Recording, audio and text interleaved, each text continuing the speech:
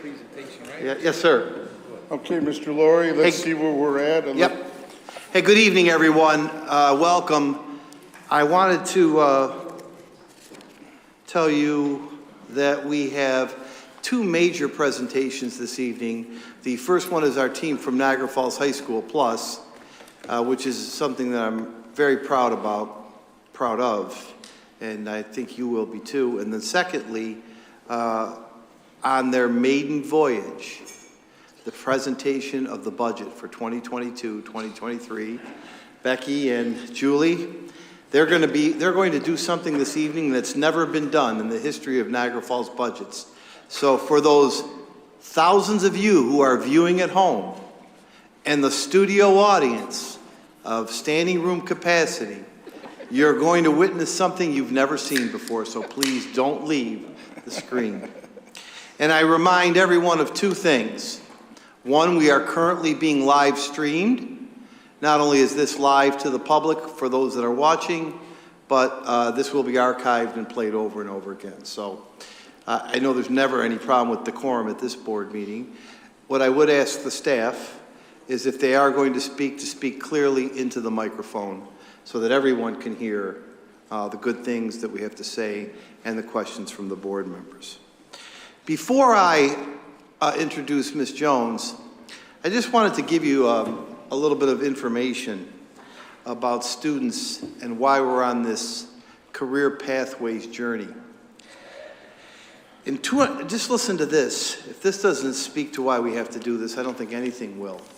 In 2019, 62% of our graduates, and let's use a round number of 400. You're all at the graduation, so you know. Let's use the round number of 400. 62% of our graduates were going to either a 4-year or 2-year college. 8% were going to the military. We always have them stand at graduation and we honor them. 30% said they're going into the world of work. What that world of work looks like, I'm not sure always. Fast forward through COVID into 2021, and we have the post-secondary report. 42% of our 400 graduates are going to college, either 2 or 4 years. 8% are going to the military.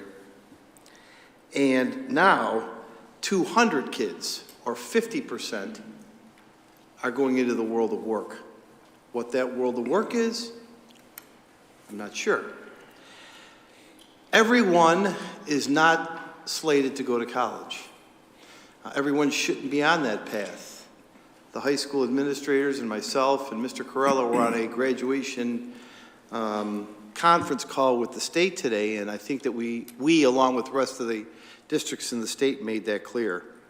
That if we believe that we're going to stick with Regents exams and have every kid go to college, we're selling our students far short. Far short.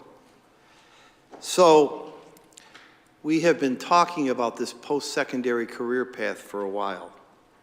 I think, personally, that the days of a high school diploma without an endorsement, a direction, a seal of pathway are going to be a problem for the continuance of public education in the future. What Niagara Falls High School did, and I want to couch this with a negative. You all know we didn't have the easiest start to the school year. They persevered to get this post-secondary plan going and going fast. They created a course that I think you'll appreciate called Career and Financial Management. It's everything you hear about kids need to learn how to manage their money. Kids need to learn how to take care of their bank accounts. Kids need to know what credit is, what interest is. They created that course. We volunteered to be one of the 113 districts in the state to pilot the Seal of Civic Readiness. And I think we're going to end up with about 150 to 170, maybe more students with that designation. We work with Niagara County Community College to get micro-credentials so that kids are leaving the high school with value added in their pocket. And I believe that this is the future of where high school education has to go. So with that brief introduction, I'm going to ask Cynthia and team to come forward. And I'll let Cynthia take the reins, introduce her team, introduce the roles, and talk about the post-secondary plan that they have enacted. And may I say, I'm very proud of the progress that you've made. Thank you. Good evening, everybody. Good ladies and gentlemen. My name is Cynthia Jones. I'm the Chief Educational Administrator at Niagara Falls High School. I will let my team administrators introduce themselves. And we also have with us tonight our Ps2 Coordinators. Ps2 stands for Post-Secondary Success, because we want the initiative for students to be able to be successful after they leave high school. So today we have with us our Ps2 coordinators, and they're seated there. And we have Julie Conti. She is in charge of our humanities, our college course alignment. We have Mark Dahl. He is in charge of labor, construction trades, skills, and job shadowing. Maria Sinatra is business programming and job shadowing. And we also have with us our job coach, Juliana Jacoby Petronsky. We asked them to come tonight. We're going to give the presentation, and then they're going to be available to answer any questions that you might have about their jobs. So we're going to go to the next two slides. The first slide that you're seeing here gives us the idea that this program is not just for accelerated students. It's not just for AP students. It's not just for students who are taking higher level courses. This program, this initiative, is for all students. And so the graphic is showing you, and you've probably seen this before, our 9th graders and our 10th graders start off this program. Of course, when we started it last year in March, we had to build the bridge as we were walking over it. But the program is designed so that when students enter Niagara Falls High School in 9th grade, they are a part of this initiative all the way through to graduation. So for the career exploration, our 9th graders and our 10th graders, as Mr. Laurie explained, are all of them are enrolled in the career, finance, and marketing class, all of them. It's a 0.5 credit class. They take it in 9th grade, and it's kind of exploratory. They take it in 10th grade, again, 0.5, half the year, and it is more specialized, more directed. What we're trying to do is expose our students to careers, to pathways that are available, to get their feet wet. We know that we're trying to start this initiative actually like starting in 3rd grade. But right now in our building, all 9th graders and all 10th graders are going through this course to expose them to opportunities that are out there as far as careers. And then the arrows are showing you our 11th graders will go more specialized pathways. So 3 of the pathways that we have started, of course, we're looking to expand are humanities, global industries, and business, finance, and marketing. So underneath those are just some examples of pathways that students might take. Education might be a pathway. We have students through the P-Tech. We know that they're going through a pathway. Students might go into accounting. Whatever their interest is. In 11th grade, they're going to be taking electives that are specialized, that are designed for students to pick something that they're interested in. And then in 12th grade, that's when they have time in their schedule, because Mr. Laurie has designed it so that students can get their credits in 8th grade. So what's happening is the Regents exams are being pushed down. The credits are being pushed down. So when students get to 12th grade, English, social studies, and PE should be all that they really need. Then they have time in their schedule to go out on job shadows. They have time in their schedule to go out on internships. So this is an initiative that impacts all students, regardless of their background, regardless of their financial or social, anything like that.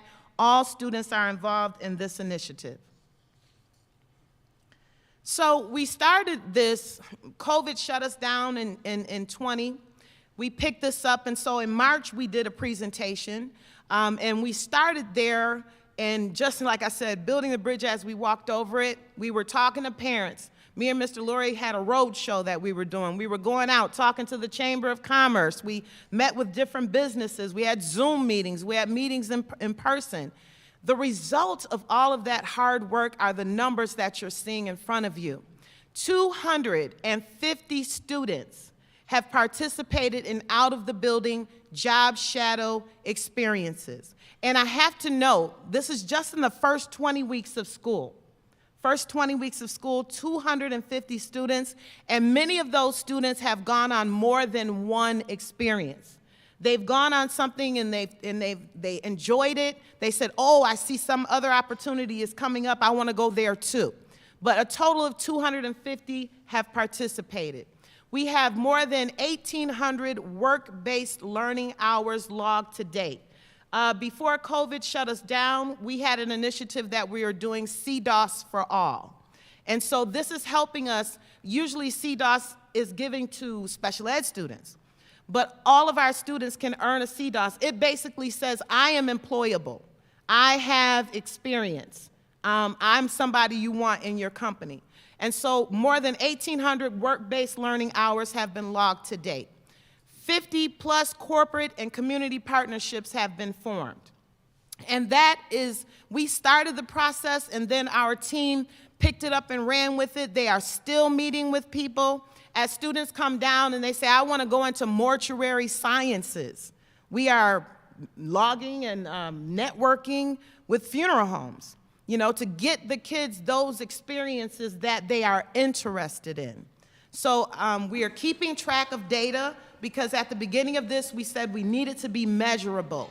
We need to make sure that we are being successful, and we want to have the numbers to address that. Are there any students going into dry cleaning? Oh, good. Well, you know, I spoke to a certain someone in my building about possibly setting that up, just so you know.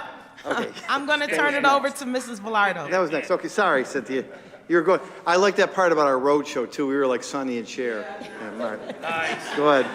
Obviously, Cher made out better than Sonny, but go ahead. We can all picture that. So. Hi, everybody. Mrs. Velardo. I'm going to go. Mrs. Jones shared the numbers with you. I get the more enjoyable job of showing the faces and the kids behind these experiences. So I just have a few slides that will highlight the opportunities that our kids had this fall. The first is an equine program that we took students to at Lakeside Quarter Horses in Youngstown. And you can see a quote from one of the students who attended that. And I think what this does, you know, we can see that kids have really enjoyed these experiences, and these pictures show the success of the program. I think something that's notable is how well our counselors and the Ps2 team have worked together to identify kids' interests, which are so vast. I mean, I didn't realize we'd have so many kids interested in animal science, but we do, and they went out and found an opportunity for these students. And the next slide just shows students that these are 4 different opportunities that our students went on. And again, more student voices to say what they enjoyed most about their experiences that they've had. And it's a wide range from being dressing fancy, which, you know, shows our kids like the opportunity to go into a professional environment, being treated well, you know, having a fun time, and things like that. So kids have really enjoyed their chances, and I think that's why it's grown so quickly, because they talk to each other. The word of mouth has really been important for us. Students listening to each other is the greatest way to market this. We can go to the next slide. While some of these experiences are a little more narrow, like the opportunity at the horse farm, there are others that are a little more general. Career Exploration and Tour at M&T Tech Hub at Seneca 1 is one of those opportunities. They just have a lot of jobs that they could feed students into. So kids went there and toured it this fall, and they were very impressed. In fact, the Tech Hub is running an 8-week boot camp starting after June for local high school graduates who want to enter the world of work, who want to build a career. They will train them, and they will place them in a number of very successful local businesses, such as Moog and Rich Products, and they will train the students and place them. That way they get the opportunity to take kids with, before they form bad habits, before they, kind of get jaded, they get to design kids and to train kids the way they want their employees to be trained. So, our kids had the very fortunate opportunity of spending time there. In this final picture, I'll show you of some of our kids this fall. This is a group of life skills students who went every week to the New York State parks as part of a work-based learning opportunity. And the state parks have been a great partner with us, and they want to hire students when they graduate. So these are students that went out with their teacher, and I must commend our special ed teachers have really embraced this. And a special kudos to Maria Sinatra. This has really become her mission to make sure that students with IEPs have the same opportunities because they need to transition out of high school into what comes next in their life. So we've really had a great start with that. Another class goes to the Hard Rock once a week to also train and develop their workplace skills. I'd also like to tell you that we partner with People Inc., which is a local agency, and they come in and do pre-vocational skills with some of our younger students with IEPs so that when they're ready to go out, they have the soft skills that they need. Juliana Jacoby-Perchansky and the rest of the team does that with other kids, but we have the fortune of having local agencies who will come in and work with our students with IEPs. And I'm going to pass it over to Mr. Rotella. Thank you. I get the fortunate opportunity just to talk about some of our pathways, where we've gone and where we're going. The first one's global industries and construction trades. This has been really exciting, and this is when we started as early as last year, and actually a few years ago with Mr. Corella and just more of a committee of career and technical education. And from there, we have grown into partnering with 5 different trades unions to develop certification programs, which are not only good for their education, but also for their opportunity to join a union hall. And we're expanding that. And as of next year, our goal is to build a fully-fledged one-year program with those unions as our partnership.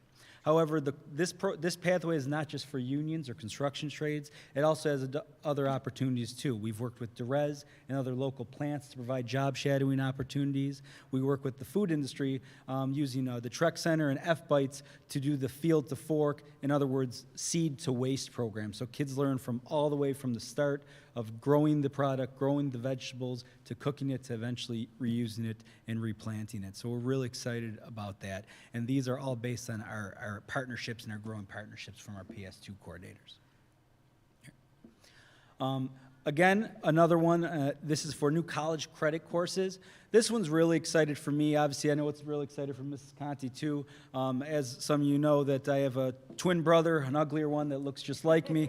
But he is a police officer. He's one of our school resource officers. Wasn't me, sir. I would never have done that. Yeah. He deserved it. Yeah. He's one of the school resource officers, but he's also going to be one of the co-directors of the Junior Law Enforcement Academy. And what's really exciting about this is that we have students who are interested in law enforcement that are going to be exposed to the actual content and curriculum that they would learn in the police academy.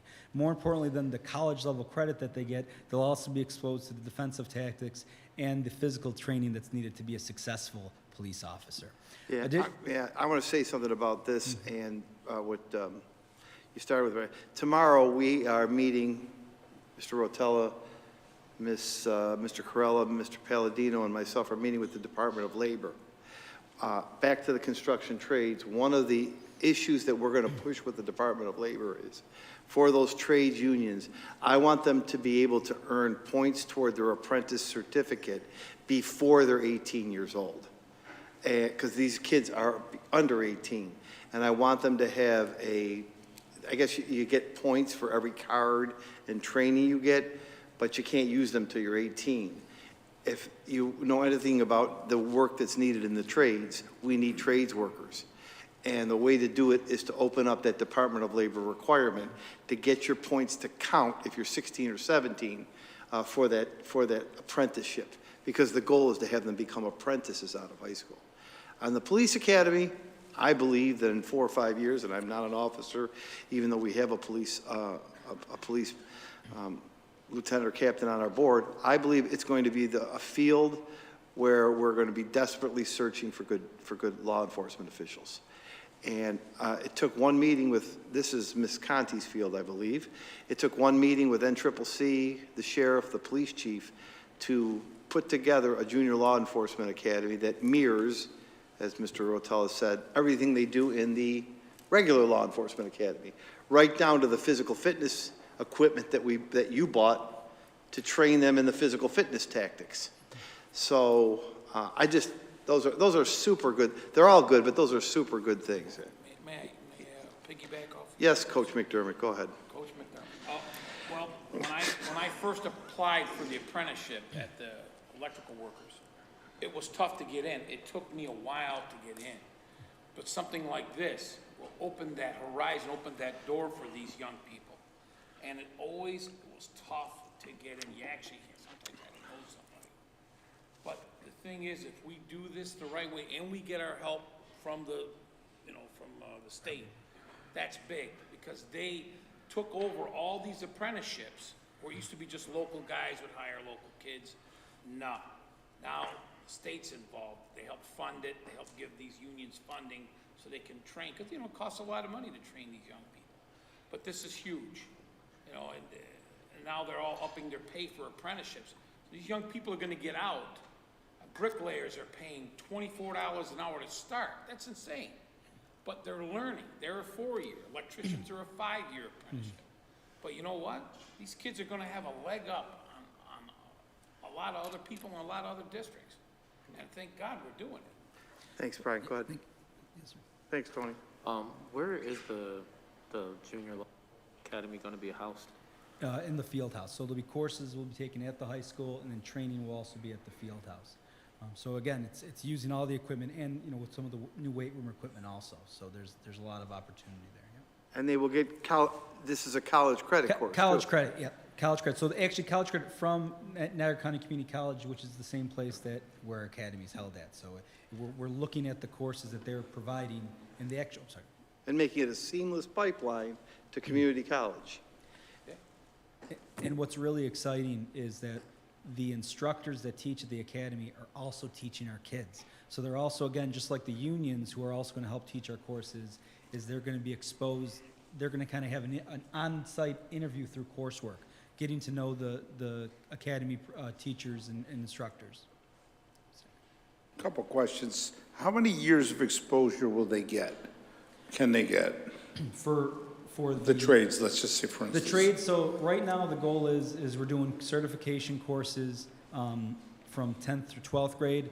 The next year, the full year program, we're looking at just for seniors to start, because quite honestly, the tradespeople want them. They want our kids. They want them. We talked about a 2-year program. They said, no, let's get them in and out in a year, and let's get them going. But ultimately, to Mr. Laurie's vision and our goal too is to get it from 9th to 12th grade exposure, but eventually down from 3rd to 12th grade, because we want our kids coming in with an understanding and idea of how they learn, what they like best, and how we can help provide that. Well, the reason I asked that question, because obviously, if they have 5, 4, 6 years, by the time they get done, they're going to know if they like it. And if they go into the apprenticeship, they're already screened, because I don't know what the number is, how many enter and how many finish. Yeah. And which you just mentioned, the cost of training someone, that's going to change those numbers drastically. Sure. Yeah, and what's really exciting, actually, just through some of our certification courses, Randy Palladino from Local 91 had applicants to his union. And we have, just from last year, just doing a few day certification courses. So we're really excited about the opportunity of building a full year program and then eventually bring it down. Russ, to your point, that's why phase 2 of this ties into the sister school presentation, and we're meeting with the staff. That's why we have to start doing just exposure at Abbott, 4th, 5th, 6th grade, so they can say, oh, I don't want to do that. I don't want to do this. I don't want to do that. Or I do. How can I get into this? Because it's my belief that our kids can match up with anybody. What they need to have is a schema put in their head to show them what's out there and available for them. And I think that is the only thing our kids are lacking. Not skill, not intelligence, not talent, but the schema to be what you could be, because you don't know what's out there for you. And that has to start early, to your question. One last question. Do we track, are we tracking them? In other words, Post-secondary? We are tracking them currently about where their interests were, where their job shading are, and where they go.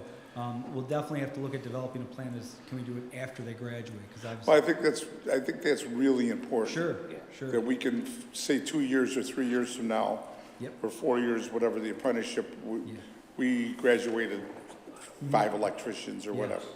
No, yeah, that's, and what's really exciting, and it's again to the PS2 team's credit, is all the opportunities that we're creating are not just based on student interest, it's based on job demand too. So we're looking at, if we look at those up there, educations, and we obviously know we need teachers. We know we need law enforcement. We also need teaching assistants, but also we're a tourist area, so building courses in hospitality, tourism and management are also essential just to our community. So we're building things that are relevant to Western New York and also nationally. Great. Next. And I think I guess we missed one. So, okay. Oh, I was wondering if Ventry did anything. We'll let you know we missed one of our business slides didn't quite come in. That's all right. Yeah, it was hidden. I think it's okay. But It's good to know. Ventry, you're part of this?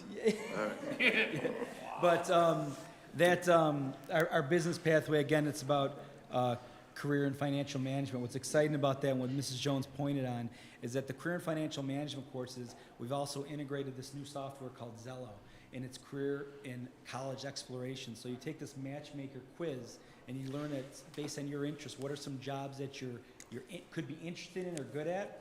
What are the what are the training requirements? So do you have to go to college? How long? What is the median income? What is the job outlook? So not just if you want to be a creative designer, what does that look like? Is there jobs out there for that? What are the top colleges for that? And it gives you links and accessibility to those type of programs to learn more about that. See, Russ doesn't remember, but about 4 years ago at a board meeting, he asked this question: how do we know that this is what our kids want to do? Do you remember this? We're building all this, but how do you know maybe our kids don't want to do any of these things? And it's fine to build it, but what if nobody goes into it?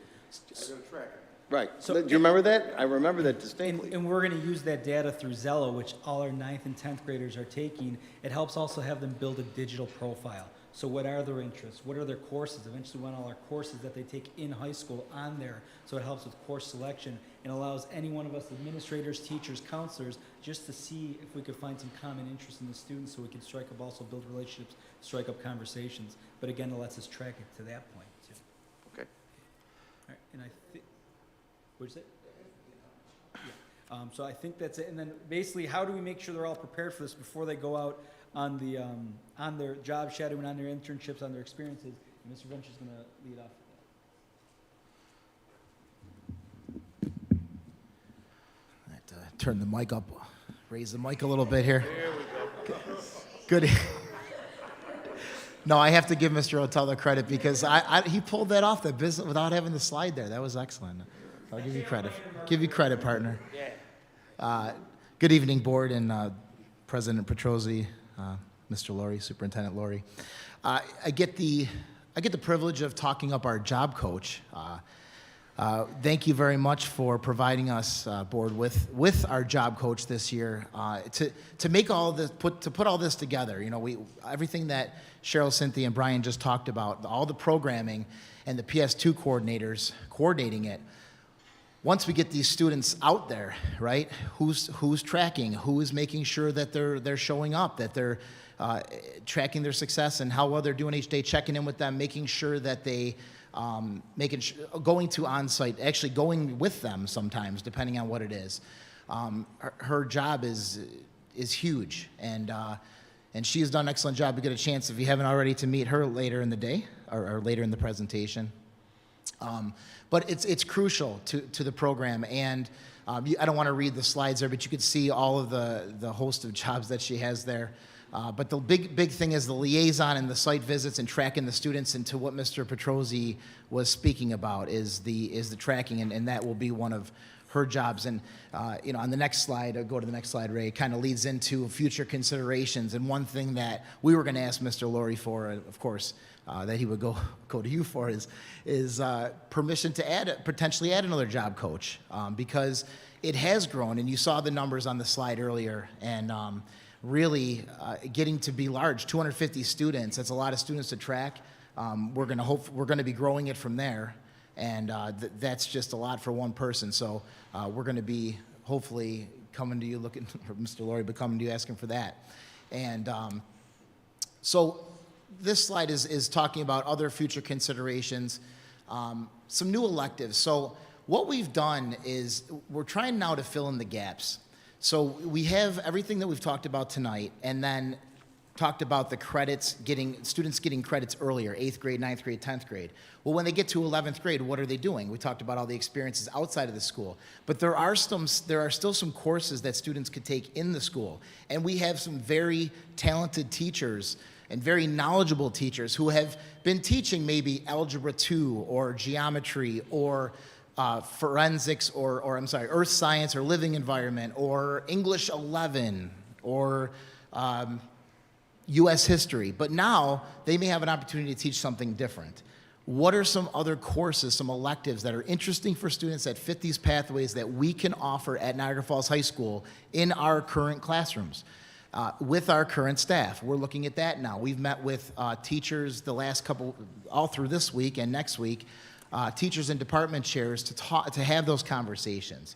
What are we missing? What can we offer? And we're really we're starting with, we'll call it the low-hanging fruit for next year. What can we do this year? What can we add now? What will we add down the road? So those are the conversations we're having right now.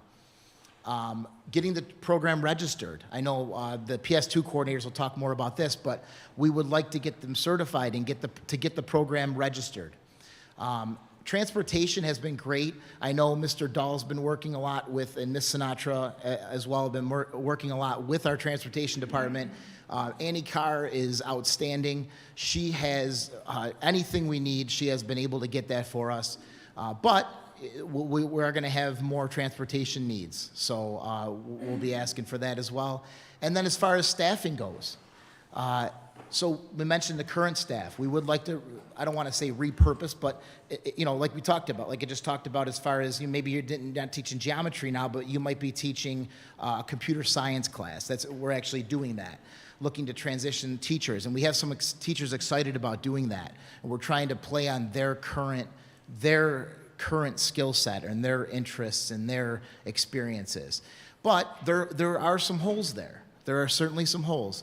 We're going to be hopefully looking for some CTE certified teachers and tech teachers, because we are going to be a little bit limited with our current staff and our current certification. So we get registered, and then there is going to be a need there. So just wanted to bring that up and put that out there for you to consider. If you're talking about growth and expansion, I'm going to ask for a couple of things to add to this slide, and I recognize what you said about the job coach. See, I think the job coach is critical because it's my belief that job coaching that happens in room 321 at the high school doesn't necessarily always transfer to Durez. Sometimes our kids have a hard time making that switch over from the room in a school to the plant or to the job site or to the bridge. So it's important that the coach is out with the kids. The second thing is, in the evolution of this, we have to start it earlier. We have to open up kids' schema. The third part of this is that we have to continue to monitor our postgraduate success and the hours of increased in-school success of kids getting out there while still passing all of their current state requirements. And finally, I'm waiting for the day, and I think we're almost there, that when these 9 board members on June 24th give a diploma, that they say, here's your Regents diploma, and you have 30 hours of welding. Here's your diploma, and you have 14 college credits, and you're a certified nursing assistant. Here's your diploma, and you've passed the Junior Police Academy, and you've got 9 college credits. I don't think it's enough anymore to just call Ed Ventry, here's your diploma. I think we need to make a very bold and public statement as we're distributing diplomas, telling what public education can do by distributing the diploma with value added. And that value added doesn't have to be their life marriage. They can, all of us probably change careers many times, but at least we're giving them a tangible ticket in their pocket to something that they've identified early in their life that they're very interested in. Actually, for all of you. In all of this program, 2 questions. Is there a course or is there time spent on how to fill out an application? Is there also, Absolutely. Those CFM courses that we mentioned earlier, and all 9th and 10th graders are taking, they work on those skills. And then we have another English course called Writing for the Workforce, and we just spoke to the department chair of the English department today about what other English courses should we be offering that might fit into other pathways. And that's exactly where we left it at 2 o'clock today. Yeah, that's what and that was the conversation. And that's excellent. Second part of the question, are we explaining and teaching how to interview? Because I have to tell you, I interview a lot of people, and I cannot begin to tell you how bad it is. And it's crazy, Mike, I'm sure you too. Yes. You know, I had one, and it bothers me so much. Smart girl, nice interview. She came to the interview with 3 children. And you know, you feel bad. You know, what do you do? Yeah. I should have hired the kids. Right. I hired the kids, but they were only 5 years old. Right. So there are several options for your question. The first one being the Writing for the Workforce course. It is teaching them how to write a resume. It is teaching them about job skills. It is introducing them to the literature, the literacy skills of working. So that's the first. The second is that CFM course that we talked about. Those are topics that are covered in that CFM course. Also, there is an internship class where students with Mr. Colangelo are doing on a small scale, but we're going to expand Mr. Colangelo's class also, but they're going on internships. He's training them. They're learning how to do interviews and things like that. And then also on top of that, Juliana Jacoby Petronsky is working with them on interview skills, on don't pull out your cell phone in the middle of you know, this thing going on. So there's a lot of opportunities for them to get information on the social skills. One of the things that we are going to do next year is to make that internship class mandatory for all students, so that they all, you know, they all have the opportunity to have some long-term exposure to what's going on. And Mr. Ventry mentioned, but I want to reiterate, our teachers have content knowledge. They are very smart. They know their content. Can't beat any one of them at their content. So now, because we're trying to fill the gaps, we're going, okay, you know about science. What else do you know about? And so we have some science teachers, we have some math teachers who have some background in trades, who have some background in cement or, you know, whatever else they know how to do. And so we're trying to come up with electives that will incorporate their content knowledge as well as their special skills, so that teacher can work with students and train them on construction math. You know, so that teacher can fill in the gap for the electives that we're trying to create. We talked about a journalism class with our English department chairperson. So we said, can your course in journalism work with the media television studio that we already have? And can we teach our kids how to create podcasts? And can they write the script for them? And so can we incorporate what we already have in the building and build off of that? But this is going to grow. And as it grows, students are going to say, hey, I need this. And we're going to need to offer that to them. Our P-Tech, and that's why I asked Ms. Rotella to join us today, our P-Tech program is going to require a teacher with special skills. And we have teachers with special skills, but technology is driving the education. Like we're swinging back the other way. The computer science course that we're starting is going to require special skills. The technology aspect is going to require a technology teacher with certain kinds of skills. So we know that as far as staffing, we're going to need more staff with specialized skills. But you know, we're glad that we have teachers that have backgrounds that we can use, you know, we can benefit from. There's 3 examples of how I think this has worked before we called it PS2. In 2004, we took over a public access television station. Kids are doing all kinds of things behind the scenes in in television, sound. He's here, right? Right? Yeah. So there's an example. Secondly, our F-Bites program, you know, we have that Starbucks, the baristas, the kids going downtown to learn. That's part of this. And finally, P-Tech, you all know P-Tech because we have presentations on it. I think that the most interesting statistic I've read at the 10-week mark, 44 kids remain in the program, 31 of them have averages of 85 or better. 14 of them who don't are getting academic support to get their averages up.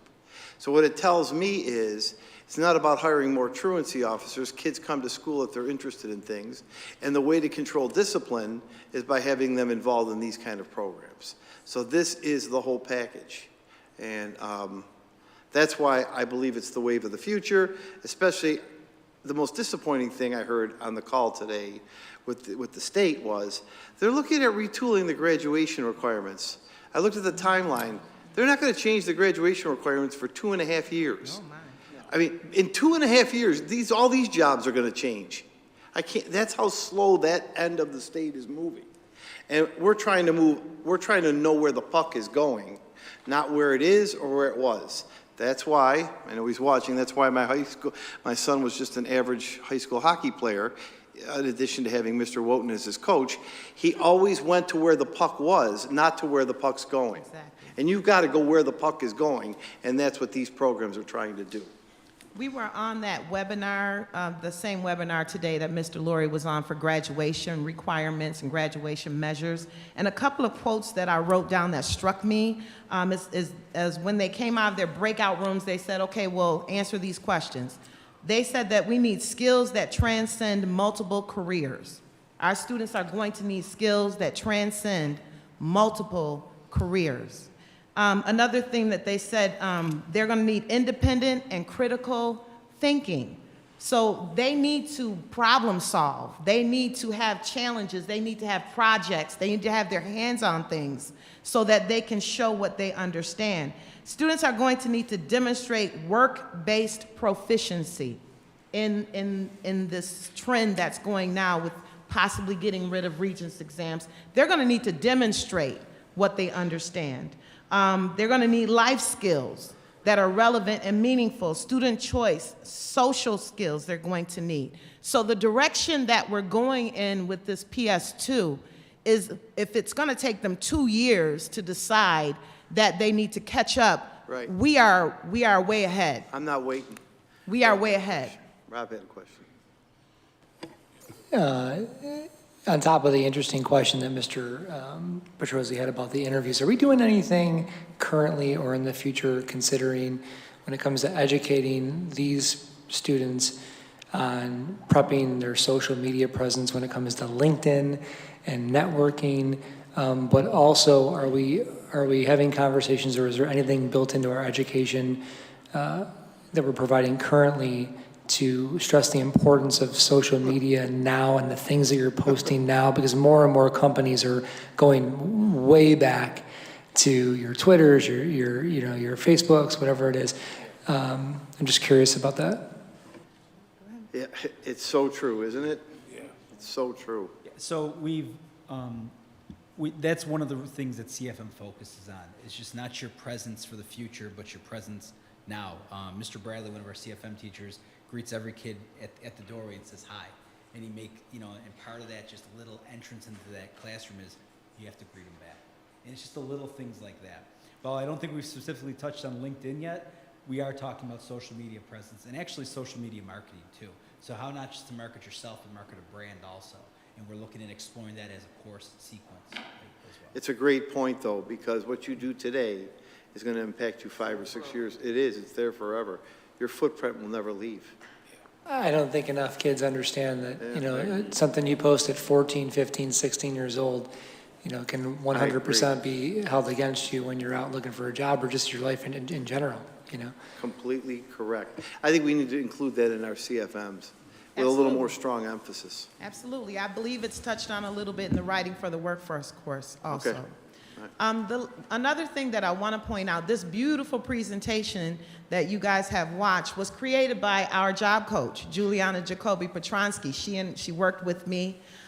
They are finding that they need, while they're doing their job, they need someone to type the letters, they need someone to do the PowerPoint, they need someone to keep track of the database. You know, they need someone to do those clerical types of skills so that they can focus on the kids, you know, so that they can focus on creating the networks with the hosts. So I'm putting in a plug for them for a secretary because Oh, I God. promised them that I would. I'm kidding, I'm kidding. I also want to give them an opportunity to come up. I know, you know, some of them don't want to talk at all, but I'm going to ask them to come up and to just introduce themselves, and if you have any specific questions for them, they can address those questions also. Don't want to belabor. But Mr. Dahl, as I said, is in charge of trades. If all of you would come up. Mr. Dahl is in charge of global industries and trades. Mrs. Sinatra is our business finance marketing person. Julie Conti is working with college credit courses and humanities, and Juliana Jacoby Petronsky is our job coach. I'm going to turn it over to them at this point. Come on up. Maria, keep your comments under 20 minutes. Mark, you go first.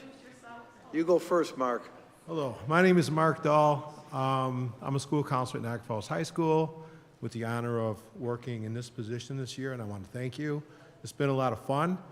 We're doing a lot of good things, and the kids are actually doing hands-on things, and it's really, really great to see.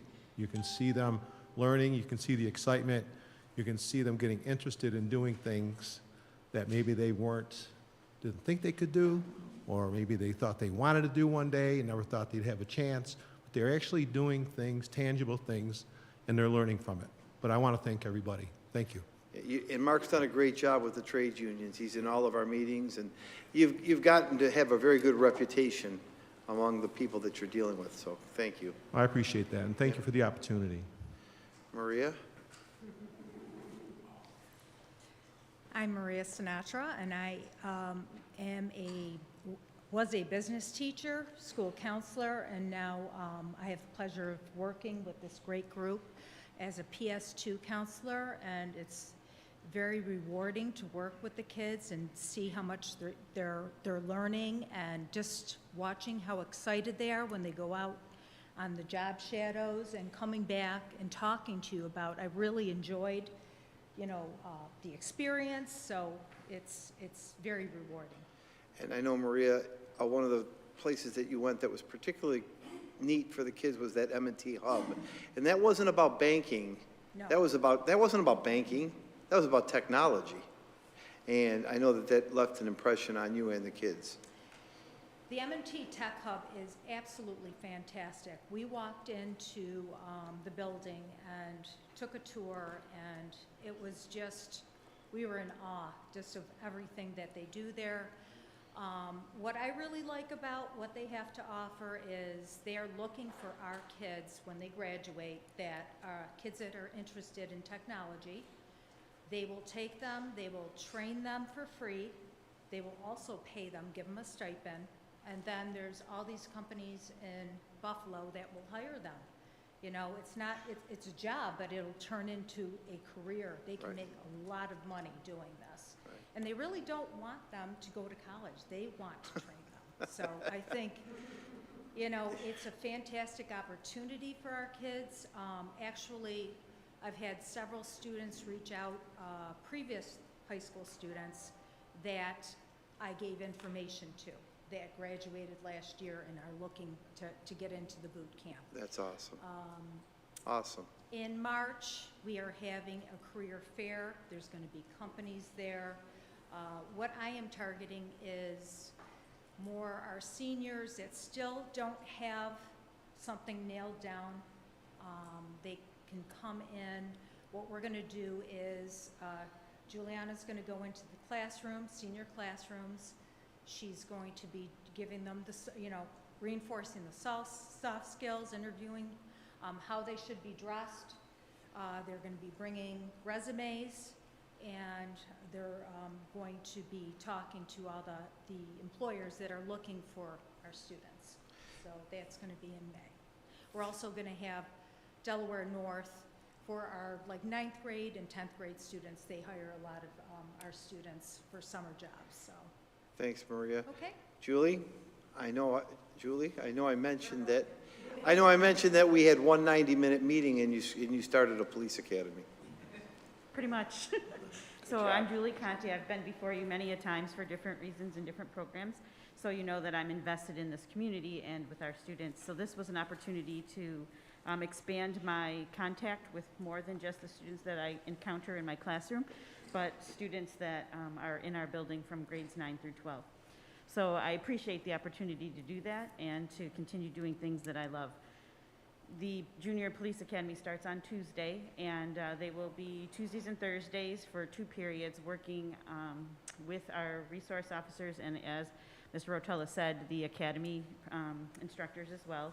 So they will get a mini version of what an academy would be like, including the physical fitness and defensive tactics, and earning criminal justice credit as they go. It'll be an opportunity for them to see, is this really a career they want to go into?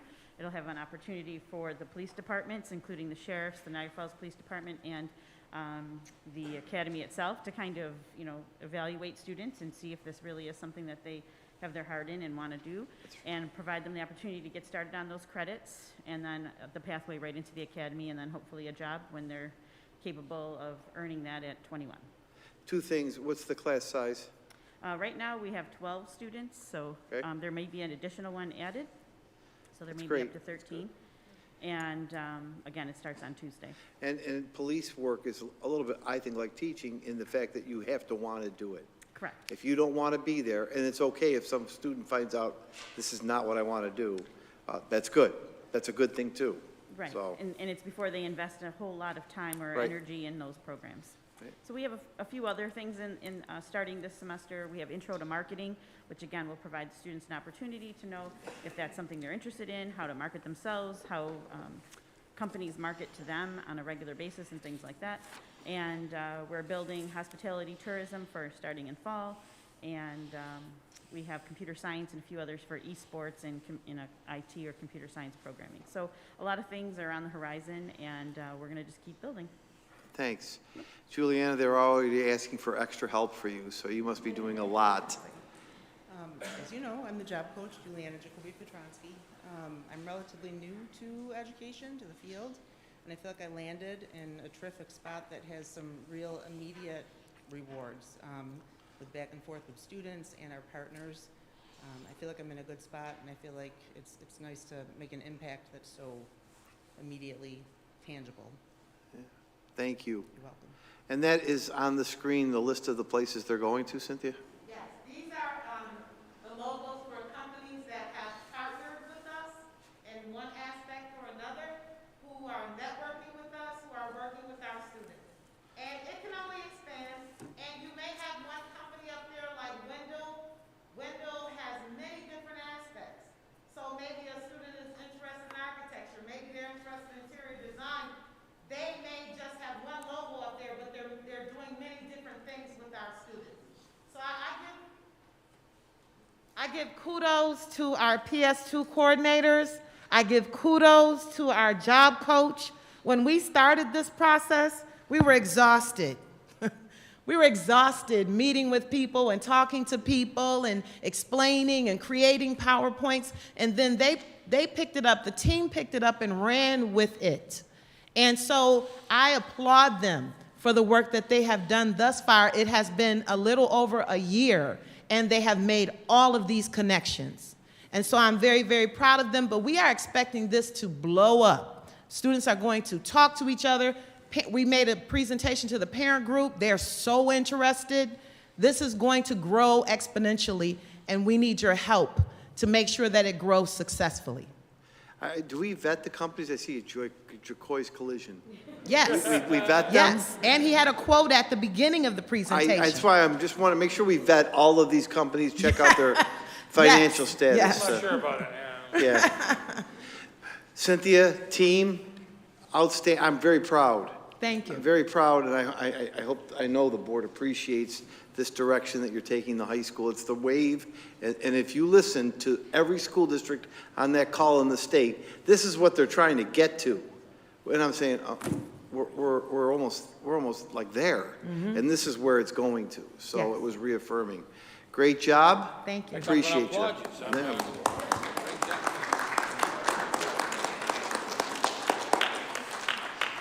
As a quick segue, we really need to start tonight with our budget, our 22-23 budget. And Becky, they're going to be nice to you and Julie. I know they will be, maybe. But Becky, before you present, I want to make a couple of comments to the board. And with the exception of Mr. Capizzi, who hasn't been through this process, I want to do a little lead-in and then let you tear it apart, Becky, and let the board tear it apart. I think it's important that our budget is on one piece of paper. Now, behind this one piece of paper, there's 42,000 other documents. But I think for transparency of the public, the district, et cetera, the board, the community needs to know where every one of our dollars is. Tonight, for the first time, and Mr. Velardo and I were chuckling about this on Tuesday when we talked to the parents about it, for the first time in January, in the history, my history has been since 2008 when I've been here, on January 26th, we're going to show you a budget that has no budget gap. Not $100, not $10 million, it's zero. There is no gap. Ray, scrolling up, you'll see the green tells us there's no gap. What we did is we rolled everything forward. We rolled the entire staff forward. We enrolled, Becky and team rolled all the salary increases. We made assumptions about health insurance. We included some things that we think we need to do going forward. And we came out with a budget gap at this time of zero. So I think it's the first time and the earliest time that this has ever happened. The good news is it could get even better. This is the governor's numbers in here. You know this dance where we say the governor's numbers are changed by the legislator's numbers? Well, this is with the governor's numbers. Now, if the legislators come and help us, it's only to the good. The governor made good on her word, and she's pledged to fund us with foundation aid over the next 2 years fully. That's number one. Number two, what we're trying to do in this budget is to walk away from money that is being used in grants and start to bleed it back into the general fund budget. And that's one of the big reasons why there's an $11 million jump. We have grants that are going to expire in 2 or 3 years, and we don't want to get hit with a cliff where, oh my God, it's September 30th, 2023. We've got all these positions in here. The cliff came and we don't have any money. So we're bleeding back, not one-time shots, but people and benefits this year and next year so we don't hit that cliff. The next thing I want to tell you, and Ray, if you'll scroll up, all we're asking you to support in the end is one thing, the number of $164,327,347. How we get to that is all the guts of the work we're doing. What the public votes on is that the budget, that's the number of the budget you should have. My last comment is below the red line, if you'd scroll up. Below the red line. What we do below the red line is we put in there for you all of our reserve funds. There's the 4% fund balance, ERS, TRS, EBLARS, debt service, workers' comp. You know, we should call that the workers' Petrozzi line. You know that I'd like to do either a capital repair or capital reserve, a budget, and that has to go to the voters. We're showing you in this line $3.75 million worth of casino money. That's our best guess. That doesn't mean two things. It's going to be exactly that number. That's if, over those 5 years, 5% of the slots added up to our maximum of $750,000. That could be tempered by COVID when the slots may or may not have. That calculation is less than 40 days away. We also haven't included any of these things in the budget. These are not in the budget. If you remember the audit report, our cafeteria fund balance, we had to drag it down. We've built it back up to $825,000. So what I'm telling you, and then slide just a little over, Ray, and then I'll let Becky go. And then we have this box. And as you know, we've created this box in the last couple of years for considerations. One year, it was a great idea to put vehicles in there that we needed to add. We put we put reading recovery teachers in there. We put more social workers in there. We put what requests that the high school had, things that Earl may need, things that Rick wants academically, things that Ray needs. We haven't begun to build this. This is still another 2.5 months away, but we are in a really good position. Last thing I'll mention, again, I keep saying that. What I had Becky and Julie do is calculate if you ever decide to raise taxes.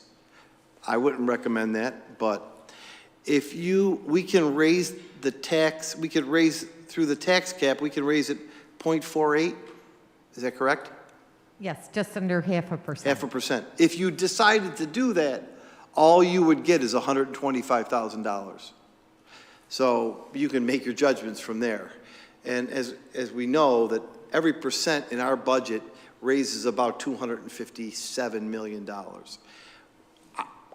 About that. 1% tax increase? Yeah. No, 250,000. 250,000.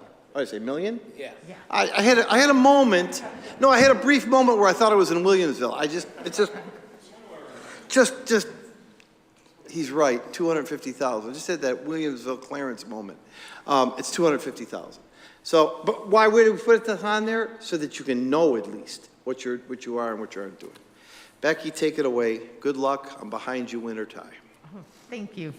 And like the superintendent said, this one-page document was the brainchild of the superintendent and Joe Girizzo, and it works really well. I'm not quite as animated and as good at delivery as Mr. Girizzo, but I'm going to give it my best. We're going to start on the left side with revenues. If you look, we start with last year. Last year, our revenues totaled approximately $152 million.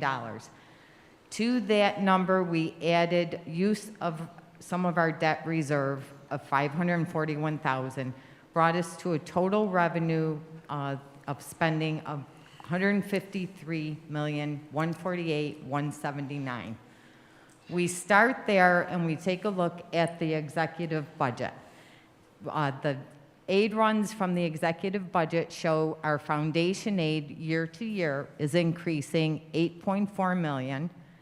Our BOCES aid is increasing $3.5 million. We don't expect any increase in the current year, in the upcoming year, for our excess cost aids, which is on special education. We expect that to be flat. That could change. This is a fluid document, and the aid reports are updated continually between now and the legislative budget. For hardware, textbook, software, that's a per pupil aid, and it's based on spending and enrollment. The governor's run shows it increasing $10,000. Transportation aid is going up $1.1 million. That's based on the fact that this year we are busing students 5 days a week. We have all students back to in-person learning, the majority. Our building aid, consequently, is going down. We have aid is falling off from debt from projects between 15, 20 years ago that we were still receiving aid on. That aid is falling off. Charter aid is $1,000 per student. We left a TBD there because there's been some talk of maybe giving us a little bit more per student of aid, but nothing has come to fruition. So we want to leave it there just to keep an eye on it. If you scroll all the way down, some reductions to our revenue is we do not anticipate BOCES rental of classrooms for the summer school program in the upcoming year. And we do not anticipate using any of the host community Greenway funds that would be available to us. We're going to use that to offset the cliff in future years. On the, I have to look that up for you, Mr. Velardo. I'm not exactly sure. Yes. I know there was a time limit on that, right? Yeah. It was a 50-year relicensing deal that was signed in 2007. I know it was signed because I was there, but I hope I'm around when it finishes, but we'll see. We'll get you the number. We'll get you the years. It is 50, I was going to say 50 years minus 14. I was going to say approximately 35. Approximately, but 50, I was going to say 50 minus the 14 years that Earl just mentioned. Yeah, yeah. Yeah. Okay, Beck? Yeah, May will be just retiring by that time, right? I'll just be retiring then. Yes. Okay. So if you take those reductions, we believe we're going to have revenues of $163,817,347. To that, we are adding some use of our reserve for debt. That reserve was generated by premiums on our borrowings for recent capital projects. So for that, we were given premiums to offset the cost of the interest on those borrowings. We are applying some of that reserve to do just that. That brings total revenues to $164,372,347. Go to the other side. Just Mr. Bill? wait till the end for questions, or what do you prefer? No, go ahead. Sure. Just a quick question on the transportation, Sure. the 1,139,000. Just to make sure I understand it correctly. So we're receiving an additional just over $1 million, but I would assume it's, the way you described it was, we had funds pulled back because of COVID and the fact that we were not busing at the schedule that we normally would have been budgeted out at? Okay, transportation is a expense-based aid. Yep. You're aided on your expenses. So in prior years, That we recouped after, so everything's, so not on projections, but on what actual use was? Correct. Okay. Yes. And remember, that was the COVID year, and now we went back. So we're getting it back. Because we had already paid. Well, and we're didn't busing use- everybody now, Yeah. right, Becky? Yes, this year we're busing everyone. So that future aid is based on current spending. Okay, thank you. So Right, the that's a aid better we way get to in say this it. year is based on last year's Thank you. spending. Right. Okay? Becky, if I'm correct, that 1 million extra for transportation aid will not show up next year, No, it will. but it's going to show up against an expense, correct? Oh, sure. Yeah. Right. Yeah, you So- generate that aid based on your expenses. Right, so the expense this year for transportation is it listed? No. Yeah, oh, your assumptions are, I got it. We're anticipating an increase to our expense side in transportation next year of approximately $415,000. Okay, so I understand, so you're matching just the differences. Correct. You're not putting okay. No, Very no. good. The, Now, I'm this sorry. budget is comparing the current year's From opening last year. budget to the anticipated opening budget for the 23-24 school year. Gotcha. Now, in this budget of 164, one-shot revenues are reserve, the 555 we're using? Yes. That's reserve 540, about $1 million? Well, your reserve is one shot, until your reserve is spent down. Like the BOCES aid is a recurring aid based on, it's an expense-based aid again. Will it always increase to the amount? Down the road, it's going to decrease because right now we have an increased spending in our BOCES on the appropriation side, and I'll explain that when we get to that line. So I do see that that could decrease in the next few years, but right now, again, it's based on our spending. So the debt reserve we're using and the reserve debt service, those would be considered one shot, am I correct? Because we got that 555 back for, We're allocating $555,000 of our debt service reserve towards next year's budget. right, so that's, for lack of a better term, it's a one-shot revenue, it's not Correct. recurring. Yes. Correct. Right, so we have $1 million in one-shot revenues. Because where is The debt other- reserve, the savings budgeted, the debt reserve on top. Oh, that was last year's. That is the amount of the reserve for debt that we allocated into the current year budget. Yeah, Okay, So when I'm showing you, like, last year, our actual revenues from other sources would have come in at $152 million. Then we allocated some of our debt reserve in the amount of $541,000 to bring us to our approved spending this year of $153 million. So the debt reserve is reserved to pay debt, Absolutely. so we're using that reserve, but again, it would be one-shot revenue? It is. yes. That's my point. My point is. That's a one-shot. I'm just making a point. Yes. 2 Yeah. years ago, we used it, and it was 541. This year, it's Yeah. 555. I'm not in the disagreeing current year, with it. it's I'm the not disagreeing with it. $500,000. I'm It's going sorry, up a little bit. Yeah. Yeah, that's okay. I just Yeah. want to make sure I'm understanding. No, Yeah. you are. Yes, you do. Why don't you slide to the assumption side, Beck? Sure. Slide over if you can, Ray. On the assumptions, again, beginning in the current year, we were approved to spend this year $153,148,179. The first 6 lines of the appropriation assumptions are showing increases in salaries and wages. These are contractual increases for hourly, salaried, for all bargaining units. So Becky, the first 6 lines are Correct. rolling, because we're still, I think we're going into year 4 of the contracts. Correct. They're rolling the 4th year steps and contractual percentage increases, Yes. along with attention paid to those that are going from step 17 to 18 or Yes, whatever. that's- So that's all encompassed in those first 6 lines. It is. And again, it's an estimate. HR is working on actual projections throughout this month and early next month. So these numbers may change, but I don't see them changing very much if they do. The next line, CRISA staffing, that $4.3 million. That's what the superintendent was referring to, where that's the CARES Act funding, it's the federal stimulus money. In that grant, it was $13 million.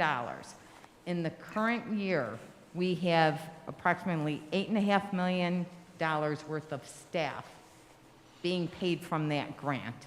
They were approved to be included in that funding. Now, so that's $8.5 million of the 13. So next year, we're bringing back to the general fund $4.3 million worth of that staff.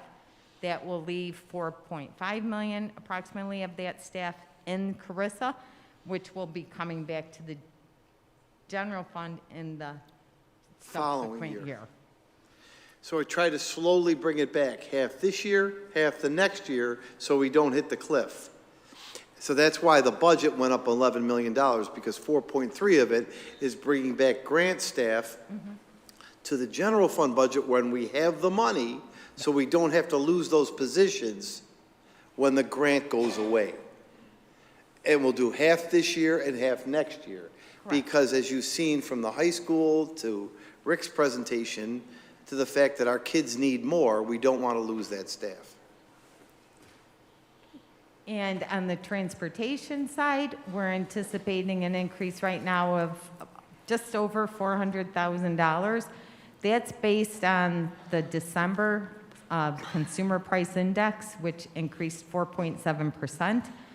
That is not the final CPI used for transportation contracts, but it's the most recent number we have at this time. So that estimate is based on December CPI. ERS and TRS, which are the retirement system contributions. ERS is miraculously decreasing. The rate is decreasing just over 5% for the district's contributions in the upcoming year. We are showing an increase in that appropriation because for the years 2017, I believe, no, 2013 to 2016, the district basically, I don't know how you would, I've lost my train of thought here, but we funded, like we financed, I should say, the increase in ERS contributions during those fiscal years when we had tighter budgets. So we are paying interest on those. Yes. Yep. We're paying interest on that financing for those 5 years of contributions. So we're proposing that we pay that off. And so then we're relieved of that debt in the ERS contributions going forward. The health insurance, don't let Russ see it, 5%. He's probably going to argue. It should be higher. We put a number in here. We don't know. Yeah. We put a number in here. You know, they're afraid, so they're probably going to bring it up higher so Russ doesn't have to get after them. But that's just a guess, just a guess. Those things are coming off, right? The parentheses are coming out. Yes, those are reductions. Debt service is actually going down by just under $500,000. Band interest was included in this year's budget. It's no longer needed because all of the projects have been bonded. So that is going down. Musical instrument replacements, I know we've talked about it the last several years, has been in the budget. All the instruments have been purchased, even in excess of what we initially thought, we were going to provide. And that's a wonderful thing, and that can come out of the budget in the future years. BOCES is another big line where we anticipate an increase, but the increase is primarily technology. Right. And we're thinking smart boards, and we need to upgrade our phone system, which I know Mr. Gennari has spoken about. Yep, we need to get a new phone system, which I'm not sure how much longer that'll be needed. And we also need to get new smart boards, so that's what's in there. I'm sorry, go ahead, Beck.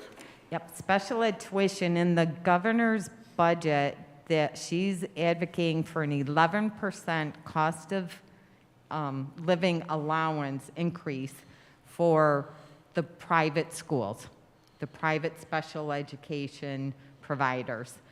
And I can see where that's coming from. Last year it was basically flat. There was not much increase, and there has been an increase in costs for everybody. So, but we don't know if that will stay in the legislative budget. Charter school tuition, it typically goes up around 5%. And if we didn't have a charter school for those that are listening, that $222,000 could be added on to $4.3 million that we already rolled in. So at about $4.5 million, we're paying for a charter school where we get very poor results. Next. Okay, special education classes, we're anticipating an increase in our I want to talk about this. It has been our desire to bring as many kids back to district that are special ed students as possible. And we're continuing with this. What it does do is it eliminates costs to outside services and BOCES. BOCES doesn't have the teachers. They're asking us to take them back anyways. I'd rather have our kids going to our schools. We're going to have to hire more teachers to do this. I know, that there's a cost, but I'd rather have our special ed kids in our schools with our teachers, and that includes associates that need to be with them. So I've increased the budget to add 4 more special ed classes back into the district next year so that our kids could stay in our city near where they live. No offense going out, but that's where I'd want my child to be if he needed special ed services, not going out of district. So I'm bringing back 4 more classes. Home hospital, that's an item we had removed from the budget in the prior year from BOCES participation. However, everyone is struggling to find ways to provide home hospital services, so we are putting it back just in case. We've gone to basically a model safety where we net. pay our teachers to do this, but we're putting $50,000 in there. We've changed that model and we're paying our teachers. The high school's shaking their head. Their teachers are giving the home hospital service. I think it's a better model too. There's Earl. Earl gets more money for utilities, it figures. Actually, we have kept those lines flat for several years, but. I know. Becky and Earl work together. They tell me there's more air conditioning. So Earl's got I know. We're using the buildings 12 months a year, Yeah, which we never used to do. I haven't and picked on them in 90 minutes, yeah. It is. Salary differentials. We have a large, newer workforce. So with the younger and newer workforce comes the increase in differentials. We added 68 positions, and they can get differentials by getting more hours. So we had to increase the budget, not only because we have a younger workforce, but because we added 68 positions. Correct. Okay, terminal leave pay. There's a lot of anticipated retirements, and I think we have finally right-sized that line in the budget. 10 current retirements, 1 administrative retirement that happened mid-year. Weapons detection is the Evolve products that you were shown at the last meeting, and we are asking you to support that resolution this evening, I believe. And then there are service agreements for all the radios that were purchased this year, and for UPS closets, which is integral to maintaining all the new technology that we're putting in the buildings. And I know Mr. Granieri could speak more to that if we needed some more information. But overall, all the changes to the appropriations are an increase in spending proposed spending of $11,224,168, which is representing 7.33% of the current year's budget. It's an increase over the current year of that amount. But I would like to note that last year, the budget stayed flat. There was no increase. But the CPI at the time of budget in March was, I think it was 2.6%.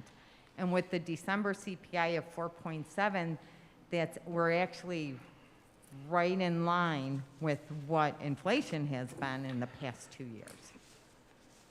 So if anyone has any questions. Good news. I'm sorry, Russ. Good news. January 27th, no gap. Money below it. Why did the budget go up $11 million? And that's a really high percentage because we brought back $4.3 million of grant funding. And if we don't do that, we'll hit the cliff. That's why it went up so much. We have to do that. This is only our first shot out of the box. We've got 6 more shots at this to make it better. And it's not a bad place to start. Yeah, so. Yes. We're up about 12 million. We're up about 12 million, about 10%, 9%. If I figure use a calculator. We're taking back that 4.3 million into the budget, which is in a grant last year. Correct. And we spent that. We're spending 4.4 million funding teachers that are in a grant now through the grant. Correct. So we're going to take back 4 million next year. Right. Yeah. Round numbers. Where would the revenue come from to support that 4 million coming back? We have a tremendous gain in foundation aid. Are we expecting that again? We are. Yes. This is part of the governor's plan to phase in our foundation aid, and this would bring us to basically 50% of what they're owed, and we would get the rest of it next year, in the subsequent year. So we would expect another 8 million Yes. above? Yes. Okay. To fully phase in our foundation aid. So basically, next year we should be pretty much, I guess, in the, well, we're not going to be in the same condition because cost of living is going to be ridiculous next year. Yeah, it's hard to say, Yeah. you know, But anticipate, but if she stays where holds she true to is. the foundation aid phase-in, which what she said what the governor originally wanted to start last year and what has happened this year, it is coming to fruition. So you're right, Russ. We should be okay with some slight increases. We're trying to protect the district against that cliff in 2 years when it's going to be a different story. That's why we're trying to keep that reserve money. Right, well, I'm looking at this similar to you with one exception. Yes, we got to protect the cliff. I'm happy that we think that foundation aid is going to bring another 8 million in.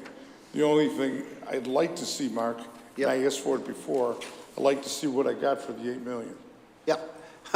Well, you said that September 1st. Okay, well, we're halfway through. Yeah, I know. And so what I think you're saying, if I'm interpreting your words, is what are the results? Yes, because next year it's 16 million. Right. 8 plus 8. Yeah. So we got to, you know, I'm expecting to see good results. It's well worth it. If it's, you know where I'm going. I do know. Mr. Capizzi? Thank you for the presentation. And I just have a couple questions with this. Sure. The percentage increase in the budget is 7.33. So I commend you on that because the CPI right here, that number you have is 4.7. I mean, we all know because of modifications and adjustments over the real number in 1980, the real rate of inflation right now is about 15 to 16%. So I guess my question is to you is,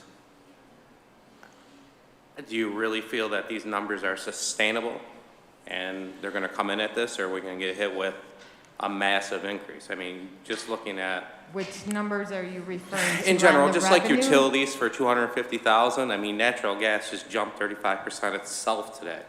So obviously I haven't looked at these numbers hard enough, but it's just, obviously I don't mean to dig that much deep into it, but I guess what I'm saying, and I'm sure Russ would echo this, that these numbers are very much liable to jump halfway through the year very fast because the way things are going, things are skyrocketing out of control very quickly and to nobody's fault. It's a good point if I'm following what Mr. Capizzi is saying. It's a good point because what we did here, and again, it's only week 1, so that's why you have to give us that feedback. We cut it right to those numbers. Now, what we could do, Mr. Capizzi and others, is we could increase that, but not spend it if it doesn't skyrocket the way you do, with the way you're anticipating, right? So we could increase that number. We could pull in some of the reserves, and if we don't need it, we won't spend it. That protects, I think, against what you're saying, and it requires me in particular to have discipline, not to say, well, there's money over here, let me pull it for this and pull it for that. We've got to stay the course. But we could do that, and that's worthy of a discussion. I would advise that we leave a little fat in this just because of the unturbulent times, the way things are. And it might be better to budget that way. And then Mark, Russ, why don't you say that if we do a 1% tax increase, it's $250,000? About. So if this board just automatic, I'm just using round numbers, say they wanted to cut $1 million, that would be a 4% reduction in off of a $164 million budget. That's less than 0.5%, or that is 0.5%. What was the question, Mike? So just using terminology of millions. So if we wanted to do $1 million tax reduction, that would be 4%. But on a $164 million budget, that's like 0.06, 0.07. So I'm just trying to get an overview of the numbers and the percentages. It's tiny. Yeah, it's for every $1 million is roughly 4% either direction. Correct. Up or down. 4% in the tax levy is $1 million. $1 million. $1 million, either up or down. Where if you increase taxes, it's 4%. If you decrease taxes, it's 4%. One thing on the utilities, the commodity of the electric, we don't pay for. The delivery of electric we pay for. I don't think it's a bad discussion that you're instituting with the utilities. That may be illustrative of other things, because we're cutting it right to where we think it is now. We could always increase that number. You've got 6 weeks or 2 months to do that. And maybe you think we're way under that number, and maybe we need to drag that number out and show you more of what Earl predicts and what we're spending it on. So that might be an exercise for the future, because remember, all you're asking the voters to vote on is 164. If it's 166, we could fill the gap by pulling in $2 million. I'm just saying $2 million of reserves. Or we could leave it there and not pull in anything. Or we could wait until April 1st and say, boy, not only was the governor good to us, but the legislators came through too, and they picked us up another $1 million on that side, right? So usually what happens, Mr. Capizzi, is that $8 million, we're like, oh my God, it's only $3 million, we need $8 million, and then the legislators come through with another $3 million, right? You know that's the game. But we're starting with a number I've never seen before in that line. Now, I don't think the legislator will decrease it. I can't believe they do that. But they may give us a little bit more money, and that would be a way to wait to make that judgment too. But before I'm able to recommend a final budget to you in April, we'll hopefully have that number and more information. But we had to get started somewhere. We had to get started. Just a quick question. I think I had mentioned last year, are we able to see in certain situations, utilities as an example that Mr. Capizzi brought up, that year over year, so I can see the difference? It's just something that I'd like to you did mention that before. So what did we pay in 18, 19, as an 20, example, 20? like 2021 to 20, to 21 to 22, utilities were 175, and now we're projecting 250, or I just want to see the usage and the year over year actuals. We could, I think that's a good exercise based on the comment on this side of the table and what you've asked for now for 2 years. We could do that in many areas, right? We could do as maybe instead at our next budget session, this isn't going to change much. But maybe what we should take our time doing is showing you a 3 to 5 year look at some big, you're only looking at big areas, right? You want to put, you agree on a percentage. Like if the increase was, if we had a 15%, 20% increase, I think I'd like to see it, over a 1 year, 3 year, 5 year period of time, or whatever it is. If it's 2%, 3%, 5%. If it's minuscule, you don't really need to see it. We can do that, can't we, Beck? We can. We can do that. And we'll take just certain categories, Mr. Bilson, so that you're not seeing the 100 categories. Exactly. Big categories. I think it's only fair that Mr. Capizzi understands some of the bond contracts we did with the Power Authority on our utilities. And it's a whole, going, but we don't pay for the electricity. We even sell if we don't use it. So that's not like you in business. You're going to get a bill every month. We don't get it. We just get a delivery service. No, I agree, and I'm sure Mark and Russ would agree that our main objection or objective is to give the best possible education to all the students of the city of Niagara Falls. I just don't want to see us down the road 6 months, 7 months scrambling because some sort of a budget item like heat, electric, gas, or anything else skyrocketed. That's all I'm saying. And I just want to get a scope of the numbers with the percentages. That's it. I get it, and I think you're right. We can still protect. We have time to protect against that. But I don't believe this will change much, so why don't we do that year-to-year comparison, and let's really delve into utilities. I'm looking at you-know-who over there. Hello, Earl. Earl has a good handle on that. He gives us a weather report every Wednesday. So let's delve into utilities and the 1, 3, 5 year comparison on a gap of between 10 and 15%. Is that fair? That sounds good. Good. Sounds good. Thank you, Mark. Thank you, Becky. Thank you. Becky. Okay, if there's no other questions here, we also have that tax cap calculation to show you. It's not very exciting. I'll just talk you through. The outstanding debt is the first number that's used. So those are our debt service payments in the upcoming 22-23 fiscal year. And added to that is our payment in the upcoming year for Niagara Falls High School, for the certificate of participation on the high school. Last year and the year before, we had like band payments in there. We had bonding that we were anticipating. All of that comes out of this calculation because that's all complete. So we also have to factor in our portion of the payment for BOCES capital projects. We only factor in the change from year to year. And our portion of BOCES capital actually goes down next year by $418. So when that's all calculated, we have a total debt payment next year of $17,461,295.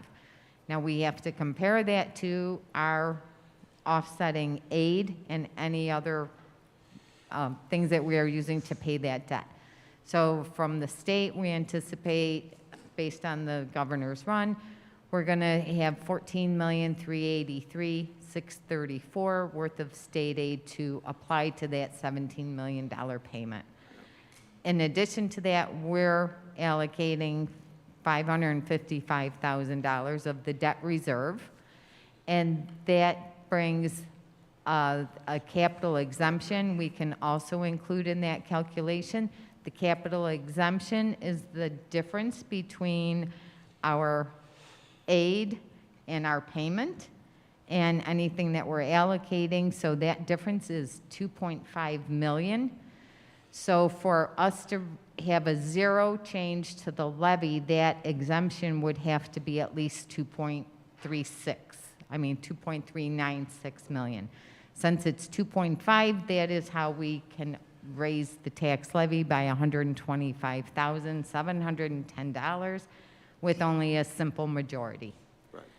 So just to conclude, because it's getting late, it's a misnomer to say you can raise the tax cap 2%. Yes, the 2%. You read that in the tax cap. paper, oh, it's a 2% tax cap. That is not accurate. For Niagara Falls, it's a 4.867, whatever it is. Because if you get into negative or above it, then you got to get a supermajority, and we certainly don't want to go there. Right. Whether you want to raise or not raise taxes or not, it's your decision. But it is a misnomer to say that it's a 2% tax cap. It's not. We'll get into a supermajority if we don't. Yep. We'll go through this again in detail because you have to approve this in April. This has to be approved in April. No, as well. actually, that's the property tax Oh, this is the report card. that's Yes, the report this card. I just submit to Okay. the comptroller's office on March 1st. Okay, So. Mr. Bass. With the high school, the lease that we had, was it a 20 or 25-year or 30-year lease? I believe it was a 30-year lease that was refinanced back to 25. Earl? Yeah.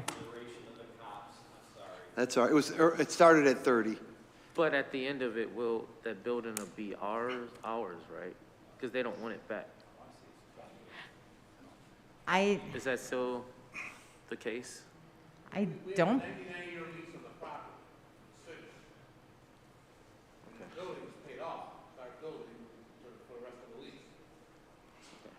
We'll get more information on that Yeah, as well. I'm sorry, get that. it just kind of Yeah, popped in we'll my get head. more information on that. Thank you. Okay. Thanks, Earl. I appreciate it. Yeah, we do. We'll have to purchase it. I believe we have to Yeah. Say that again, Angela?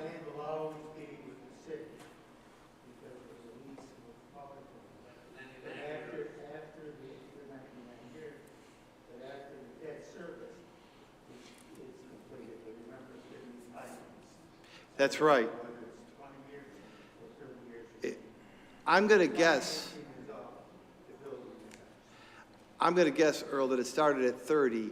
We refinanced it down to 25. Yeah, 20. Yeah, I think it's 27, 28 when it's going to be decision time. But then at that point, we have to buy it, right? Or we could sell it. Well, we have to buy it, or they have to remove it. Well, they can take it off the land. Right, no, that's the point. We can make it a casino, The point. a hotel. The point is, if I remember it correctly, Yeah. we buy it at that point, but it's also the bondholders would have to remove it if we didn't buy it. Right. So it cost them $5 million to remove it, which Right. makes no sense. The people who own 4455 Porter Road, Yes. that's who owns the That building. owns the building. The lockbox group called 4455, who I've never met, own that building. They file tax return. Do they? Yep. And the reason for that is because Yeah. we could not end up owning the building at the end of a lease because of the way we financed it. Am I right, Angelo?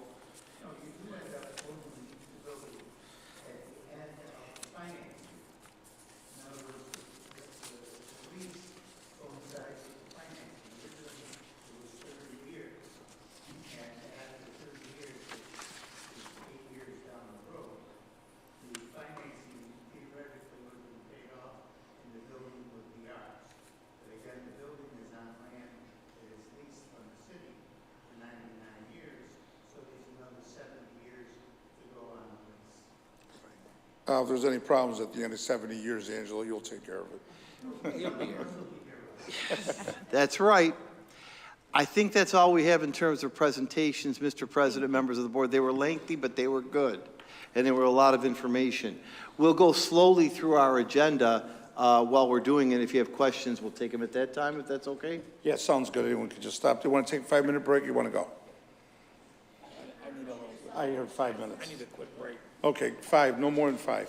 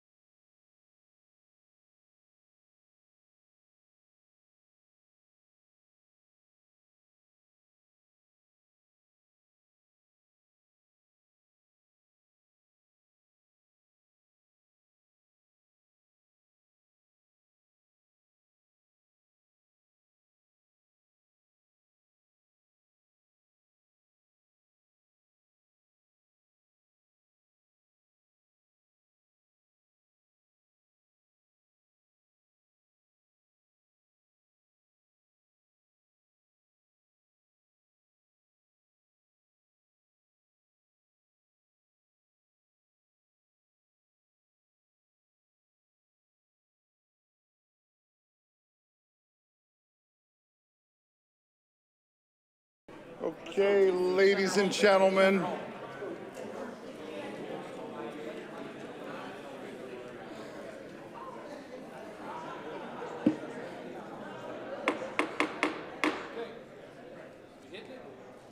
Let's see, do I have all my colleagues? I think so. Yes, we're all here. Class is here. We're all here. Okay, ladies and gentlemen,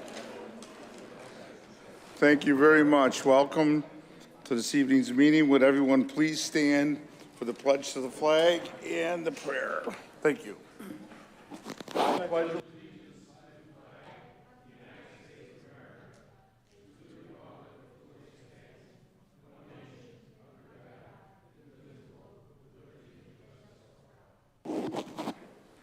And you're up. Let us pray. We ask, O Lord, to protect and watch over our board members, staff, families, and this entire community, so that in the strength of your grace, we may enjoy prosperity and possess the priceless gift of your peace as we all bear witness in this world to your glory. Thank you for all your blessings, dear Lord. In Jesus' name, amen. Amen. Thank you, Mrs. Dunn. Will you call the roll, please, Judy? Present. Mr. Wilson? Here. Mr. Consemi? Here. Mr. Capizzi? Here. Mrs. Dunn? Present. Mr. Cadella? Here. Mr. Pareto? Here. Mr. Velardo? Here. Mr. Petrosi? Here. 9 present. Thank you. First of all, I have one written communications from, if I can find it. It's a thank you note from Woody and Nikki. I'm not sure who that is. Oh, the Bass family. Yeah. Thank you, Earl. Appreciate that. We will enter into the communications part of our meeting for speakers on agenda items first. I have 3 names that signed up. Are they on agenda items or non-agenda items? Can't hear you. Non, you don't know? Non, okay, then you'll speak at the end of the meeting then, if they're not agenda items. Okay, thank you. Recommended actions for the superintendent of schools, 4.01 and 4.02 together. There are minutes for December and approval of budget transfer number 6. Second. Moved by Mr. Velardo, second by Mr. Pareto. Any questions? Call the roll, please. All in favor? Aye. Any opposed? Hearing none, motion's carried. We do not have any bids tonight. 4.04, that's the treasurer's report, and 4.05 is the budget status report, which are both received and filed. Moving on to personnel certificated, 4.06. Mr. President, oh, I'm sorry. No, you should get on the floor. I have a motion by Mr. Pareto, a second by Mr. Bilson. Any questions? I apologize for the interruption. That was out of line. I'm sorry. It's okay. There are some additions, or are there additions, Ms. Massaro? Yes, Mr. Lawyer, there are asterisk items. Okay. You're up, Mrs. Massaro. Ms. Massaro. All right. I want to make sure that I draw your attention to the items that we have changed or added since the last meeting. On the certificated report on the first page, you'll see the addition of an ELL teacher. This teacher will be working at the elementary level with our ELL students. You see 2 regular substitute appointments. Those are what we call 60-day conversions. That's on page 2 of 6. At the bottom of page 2 of 6, you see several leaves of absence. The reason for those are personal and medical. And then as you flip through the per diem, we have some literacy footprints planning and facilitation. Then under Schedule B, there's also literacy footprints planning and facilitation, extended school day, and then on through, all the way through page 6, where you see the star, you'll note that there have been additions to the Schedule B. Are there any questions? Thank you.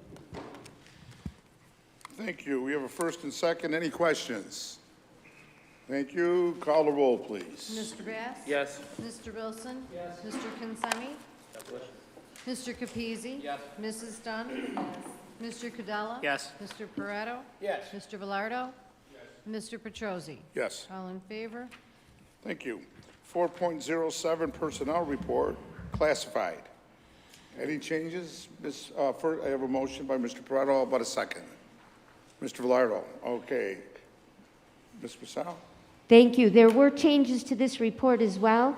If you look at page 2 of 7, under the provisional appointments, well, actually at the top of page 2 of 7, you'll see an additional resignation.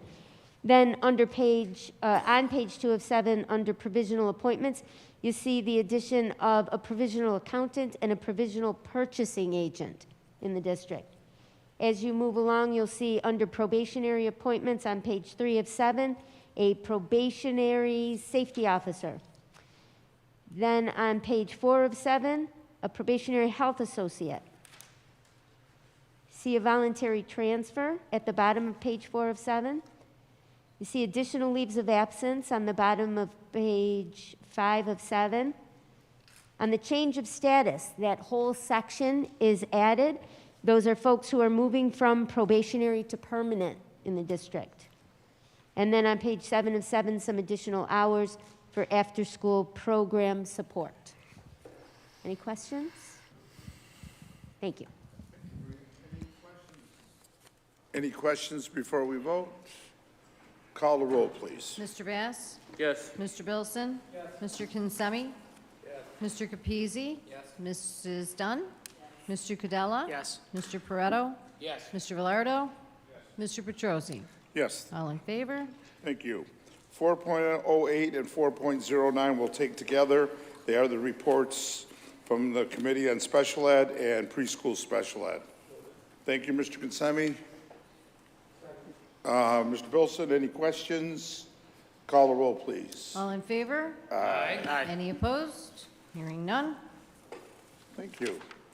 4.10 are short-term contracts with Windsor Learning, Now University, Father and Son Youth and Family, Lomax Barnes, LaSalle Educational Club, New Hope Baptist Church, and Kenny Kowalski, Ninja Style Hair Barbershop, and Back to Basics Outreach Ministries. Mr. Velardo, thank you. And Mr. Pareto, questions? Call the roll, please. Mr. Bass? Yes. Mr. Bilson? Yes. Mr. Kinsemi? Yes. Mr. Capizzi? Yes. Mrs. Dunn? Yes. Mr. Cadella? Yes. Mr. Pareto? Yes. Mr. Velardo? Mr. Petrosi? Yes. All in favor? Thank you. Under new business, we'll take 601 to 605 together. These are acceptance of funds. First one's Pathways in Technology, Early College, High School, Title I, Title IIIA, ELL, and Universal Pre-Kindergarten and UPK, Universal Full Day Pre-Kindergarten, and Trinity United Methodist Women. Motion, please. Mr. Cadella, second by Mr. Kinsemi. Any questions? Call the roll, please. Mr. Bass? Yes. Mr. Bilson? Yes. Mr. Kinsemi? Mr. Capizzi? Yes. Mrs. Dunn? Yes. Mr. Cadella? Yes. Mr. Pareto? Yes. Mr. Velardo? And Mr. Petrosi? Yes, thank you. All in favor, motion's carried. Appreciate it. 606 to 608. These are approval of appointments. The first one is for the Committee for Annual Review of the District Code of Conduct. Second is the appointments of members to the district-wide school safety team. And 608 is the approval resolution authorizing principals to appoint building-level school safety teams. Do we have a motion? Move it. Thank you. I have a motion by Mr. Pareto, second by Mr. Cadella. Any questions? On the motion, were those corrections made from last meeting? Yes, we changed the name of the fire chief to represent Mr. Padula, and we added Chief Del Porto to the teams, to the safety teams. You're welcome. Any other questions? Call the roll, please. Mr. Bass? Yes. Mr. Bilson? Yes. Mr. Kinsemi? Yes. Mr. Capizzi? Yes. Mrs. Dunn? Yes. Mr. Cadella? Yes. Mr. Pareto? Yes. Mr. Velardo? Mr. Petrosi? Yes. Motion's carried. Thank you. 6.09 is the approval of the replacement of Head Start Program Director and Principal Investigator. Mr. Kinsemi on the motion, second by Mr. Cadella. Any questions? Call the roll, please. Mr. Bass? Yes. Mr. Bilson? Yes. Mr. Kinsemi? Yes. Mr. Capizzi? Yes. Mrs. Dunn? Mr. Cadella? Yes. Mr. Pareto? Yes. Mr. Velardo? Mr. Petrosi? Yes, All in thank you. favor? 6.10 is the approval of the appointment of the Board of Registration, designation of day, hours, and place of registration. And it's all the authorization for the clerk to publish notice of registration and annual school election budget vote for the school district of the city of Niagara Falls, which this year will be held on May 17th. Mr. Consemi on the motion, and second by Mr. Bass. Any questions? Call a roll, please. Mr. Bass? Yes. Mr. Bilson? Yes. Mr. Consemi? Yes. Mr. Capizzi? Yes. Mrs. Dunn? Yes. Mr. Cudella? Yes. Mr. Pareto? Yes. Mr. Velardo? Mr. Petrosi? Yes. Thank you. Just a quick comment. I know we're going through these relatively quickly. We've been working on these for the past month, so it's not like we're seeing it for the first time. And yes, it's like a toll. You know, when you go through a toll, you try to beat the gate. I try to beat Judy, but it never happens. Okay, 611 to 615, various contracts. First one, Department of Social Services. Second one, Buffalo Federation of Neighborhood Centers. Then 613, Officer of the Day. And 614 is Hogel. And 615 is Technology Screening Equipment. I have a motion by Mr. Cadella. Second. Second by Mr. Capizzi. Any questions? Call the roll, please. Mr. Bass? Yes. Mr. Bilson? Yes. Mr. Consemi? Yes. Mr. Capizzi? Yes. Mrs. Dunn? Yes. Mr. Cadella? Yes. Mr. Pareto? Yes. Mr. Velardo? Yes. Mr. Petrosi? Yes. All in favor? Thank you. 616, approval of payment to Ferguson Electric for electrical work on contract 119. Thank you, Mr. Pareto. Mr. Consemi on the second. Any questions? Call the roll, please. Mr. Bass? Yes. Mr. Bilson? Mr. Consemi? Mr. Capizzi? Mrs. Dunn? Mr. Cadella? Mr. Pareto? Yes. Mr. Velardo? Mr. Petrosi? Yes. Okay, we need a motion to waive the 30-day tabling period for a resolution adopting Head Start vaccination policy. I have a motion to remove it from the, waive the table, and a second by Mr. Velardo. Any questions? Call the roll on waiving the 30-day period. Mr. Bass? Yes. Mr. Bilson? Yes. Mr. Consemi? Yes. Mr. Capizzi? Yes. Mrs. Dunn? Yes. Mr. Cadella? Yes. Mr. Pareto? Yes. Mr. Velardo? Yes. Mr. Petrosi? Yes. Waived. Now, 7.01 is a resolution adopting the Head Start vaccination policy. Mr. Velardo? Mr. Consemi, any questions? I have a question. Mr. Cadella, please. In paragraph 1, it says all Head Start staff, some contractors, volunteers need to be fully vaccinated by the 31st. I know it's a federal policy. I know we're getting federal funds. But us as a district, we're not mandating employees to be vaccinated, correct? Correct.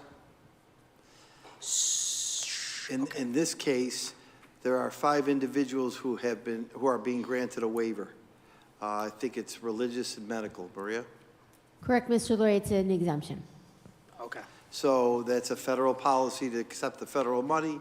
We are allowing, there are 36 employees, 31 of them are vaccinated, 5 have taken the waiver provision to test weekly. 1 was a religious exemption on file with Ms. Massaro's office. Does this policy have an expiration date? It does not, Mr. No. Cadella, because it is currently under the guidelines of the federal government who are running this. So one of the things that you will see happening is probably either in March or April, you're going to see an entire policy manual put before you, and this will be part of it. And then you will be reviewing that policy manual annually as part of the process for Head Start. And so if there are any changes that need to be made to this, that will happen at those times. Okay. Thank you. You're welcome. Good question. I have a question. So, now, when we vote on this, so we are not forcing anyone to, that is, okay. We're giving them an option to be vaccinated or to follow the exemption policy that we'll monitor closely. The exemption policy is to test weekly. And you're currently saying that the individuals have already been given these options, and those that you stated had one exemption, and the others chose to test. So to Earl's point, we're good. 36 employees, 5 exemptions? 5 exemptions, 1 medical, 4 religious. I had it wrong. 4 religious, 1 medical. And those exempt folks, those people who have filed for the exemption, those are the people who will be required to test weekly. They're not being exempted from testing. They're being exempted from vaccine. But if they're not exempt or vaccinated, they cannot work for us. Correct. After January 31st. After January 31st. So like 5 Monday. days from now. Monday, correct. I met last night with their policy committee. They know this. Just to put one small wrinkle on it, we do testing here Monday and Tuesday. And I told them that I told those individuals, those 5, you could come to our testing site, but it expires June 30th, 2022. I can't guarantee you that we'll have a testing center here that you can come to for free. So that comes with part of the deal. You know what I'm saying? So right now, we let them come to our testing. And the home test does not count currently in that testing. Am I right? Correct, Mr. Lurie. Correct. Hey, one last question. I'm sorry, Rob. You can go. Go ahead, Mr. Bass. There is no one that isn't vaccinated that when this policy goes through and they choose not to, that will lose their job, correct? As it stands right now, as long as those 5 individuals meet their weekly testing requirement, the answer is there's no one who will lose their job. Okay. Go ahead. I'm sorry, Mr. Lurie. Real quick question on top of what Earl said. But the individuals that have chosen or decided to get vaccinated, I see the timeline here. First doses have already passed. I would Correct. assume those that have opted to do it have already done so. Correct. Because I only asked that because Earl said, we're coming close to the 31st. The individuals that need to get vaccinated, I would assume, have already received their first dose since we're past the timeline of the 10th. They're not in midstream where they're going to pass the 31st, if I'm reading you right. I was speaking specifically to the timeline of first dose by Moderna the 3rd, Pfizer the 10th. We're obviously past those dates. I'm just curious. Just what Mr. Bassett asked the question, it kind of piqued my interest. For those that are getting vaccinated, are they in danger of missing the timeline, and do we need to provide an extension or anything like that? No. Okay. Dr. Civaroli has worked with all of the staff there to ensure that, and Lynette Haleo-Stewart has as well, to ensure that everybody is in compliance. Our last piece of the puzzle was to ensure that those last 5 employees understood where they were in the process, and they have all complied with what they needed to do. I just wanted to make sure that we weren't putting anybody in a situation where they were unable to make the deadline. Because that's all. And my only caveat to that, A, it's a federal program. It's different than the rules that we're governed, our staff's governed under, to a degree. And B, I can't promise them that there'll be free tests here after June. They may have to pay for those tests on their own and show Dr. Civaroli the proof. That contract expires June 30th, 2022. June 30th, 2022, it expires. You know how we have the Monday and Tuesday testing? We let them come here and that suffices. After that, maybe they'll extend the contract or maybe not. That's not district money, that's county money. Maybe it'll be extended, maybe it won't. Any further questions? Okay, saying that, we have a first and second. Call the roll, please. Mr. Bass? Yes. Mr. Bilson? Yes. Mr. Consemi? Yes. Mr. Capizzi? Yes. Mrs. Dunn? Mr. Cadella? Yes. Mr. Pareto? Yes. Mr. Velardo? Yes. Mr. Petrosi? Yes. Policy adopted. And if I may, Mr. President? Of course. They have a policy council that we went through this with them last evening. I went to their board meeting last evening. Ultimately, you're the board for the Head Start, but they have a policy committee that I went to last night and explained this all to them and made sure that they understood it clearly. And I know Maria's leading this. I don't like to bring these policies piecemeal to you, but this one had a deadline, and that's why it's coming out of sync with what she was talking about, because we had to get this approved by the 31st, and that's why I asked you to waive the tabling too, so that we're in line with Head Start in case we were to be audited. Thank you. Thank you. Any other questions? We're good, right? We voted on that? Did we vote? Did you call it? Did I call? We're good. We voted on that. All right. Information and reports. Moving into oral communications public comment period. Please limit your comments to 3 minutes. Please state your name and address and who you may represent. We are starting with Gloria Dolson.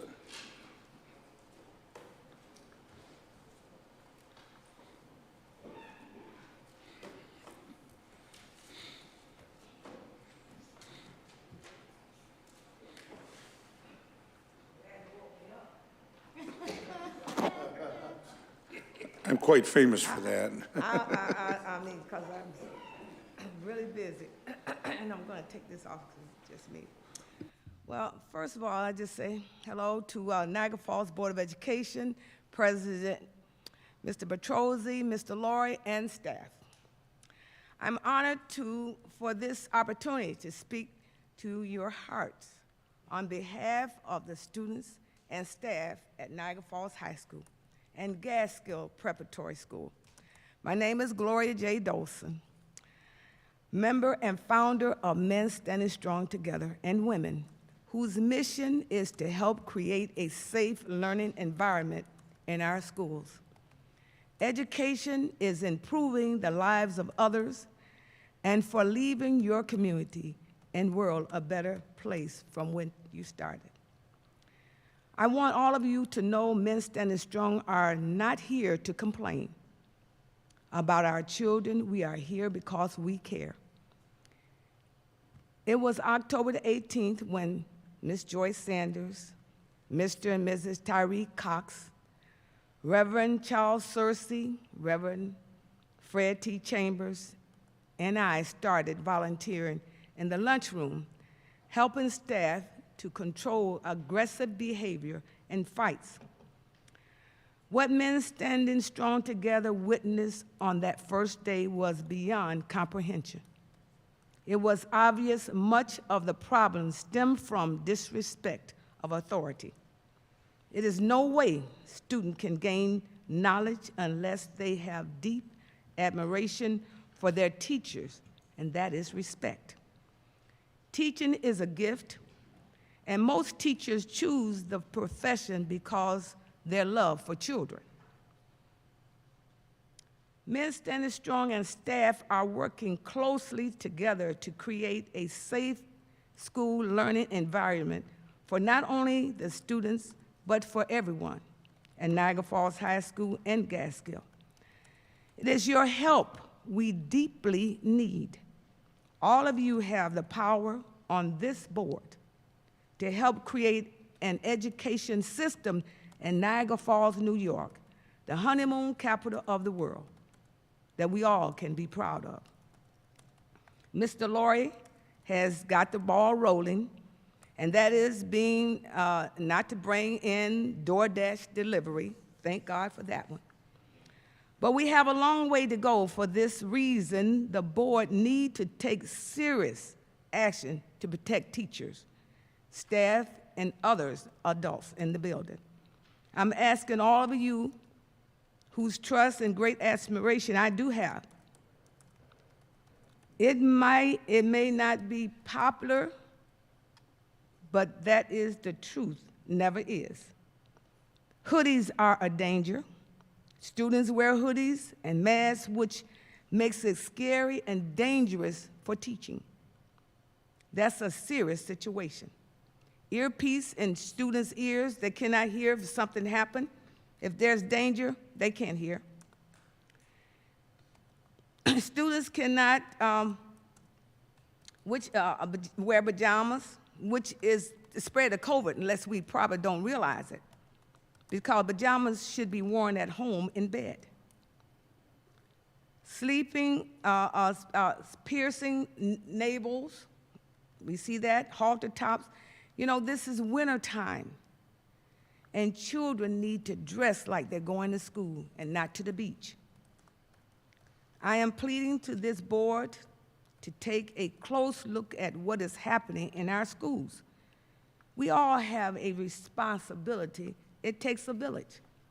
And men standing strong together get out of their warm beds every day to volunteer because they care.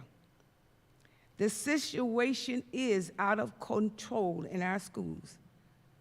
Again, let us work together. Students should be not in control of schools, but we should be in control of students. And right now, that is not happening. I just want to briefly say that it's a few others in the school. I commend a lot of the staff there at Niagara Falls High School, that they try to educate our kids. And I'm not saying that it's all students' problem or their fault because of learning has been a problem for them. But we cannot keep using excuses for the truth. The truth is they're going out into society. And the truth is a lot of our children cannot even read and write when they go out. The truth is they've been pushed through because teachers are fearful of some of these students. And if you were there, you might be as well. We have to realize our children are our future. And if we don't realize that they need guidance and they need to be told the truth, we can't keep using excuses for disrespect. When a student get up in your face as a volunteer that some have done, and you don't seem to have any authority, and then they're not reprimanded like they should be, and I'm not saying suspend, because suspension sometimes don't even work. But we got to come up with a better idea of what to do with students who are out of control, because it makes other students have the power to do the same thing. And again, our teachers are precious. You wear them out. Every day the teachers come to school, sometime they almost are beaten up before they even get in the building. I cannot say that men standing strong together have not made an impact on Niagara Falls High School. You can see the tables now. Was that at the point where tables were so filthy after each lunch period? Food all over the floor. Now, we know where we should be eating. But again, this is not a complaint. This is a concern.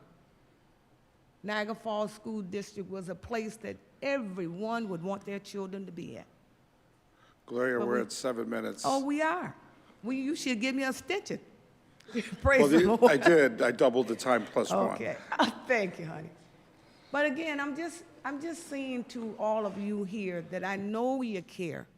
But if you had the opportunity to just spend a day in the school, sometimes it's better to see for yourself than to hear from someone else. And again, I know our kids can be helped, but respect is due everyone. Thank you. Thank you. God bless you. Thank you. I believe it's Helen Coleman, South Avenue. I'm sorry. I got my wrong glasses on. And So I would like to say good evening to all of you. My name is Helen Coleman, and I am with the Men and Women Standing Strong Together. Ms. Dosen recruited me. I've been retired for 14 years, and she yanked me out of retirement to do this. And I'm kind of glad she did. I don't mind. It looks that way. Well, thank you. But I'm here, just like Ms. Dosen said, because of the kids. That's why I'm in the school with them. Kids are our future, and they are our president as well. But sometimes we know that kids act up, but then the teachers, the educators, you know, sometimes, and I'm going to say it, and I'm not saying this to point fingers at anybody or raise any eyebrows, but there are double standards in the school.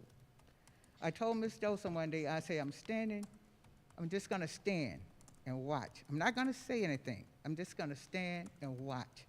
And I have seen it. And then there is white student that tells the black kids, see, if you did what I did, you'd be expelled, you'd be out of here. And that hurt any kid. I don't care what color you are. You know, if a black kid said to a white kid, it would hurt them. And if a white kid said to a black kid, and it hurts them. But to just stand and point fingers, if you take one kid out, I'll say I'm an educator. I take a black kid out after he's done something that he should have been expelled for, and just talk to him, and then he comes back in the class, he tell you, you're white. See, if that was you, you'd be out of here. I mean, come on. And then you shouldn't even just let kids say and do what they want to any adult. The teachers, the educators, are the men standing strong and women's together. We all need to be on one accord. The educators and the men and women standing strong should be on one accord. We should be able to go to them, tell them what's going on, and then they act on that. But that's not happening all the time. Sometimes it happens, but not all the time. And it should be addressed to each and every kid. I don't care what color you are. It should be addressed. And to just let kids go, you know, and like she was saying about the pajamas, that's the worst thing. That is so ugly. And some of the girls got them down so low, you know. I even told a girl today, I'm at Gaskill now, I'm not at the high school.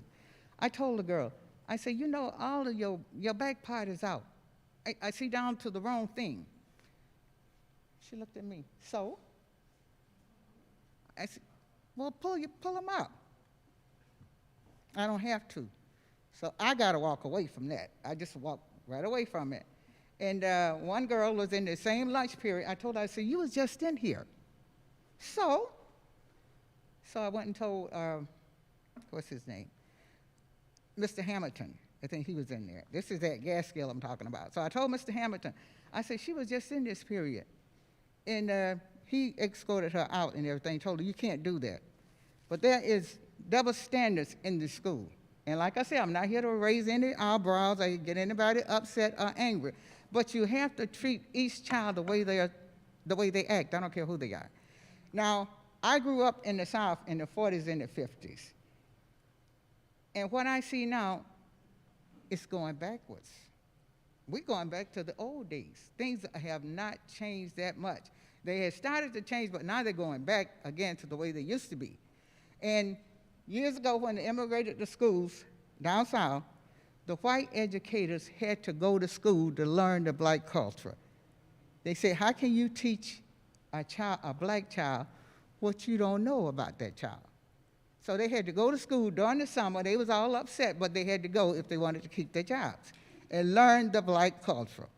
And I think that should be reinstated. There's nothing wrong with going to school, learning how to treat a black kid, because you can't treat a black kid like you treat white kids. It's not the same. The culture is different. The upbringing is different. So what's wrong with you learning how to treat that child? You go to school for 3 months or whatever, however it takes, and learn something about the kids that you're educating. Because you don't treat them the same. I see that. They're not being treated the same. They need to be taught on a level where you can relate to them. And that's not being done. It's not being done. So there should be something done about it.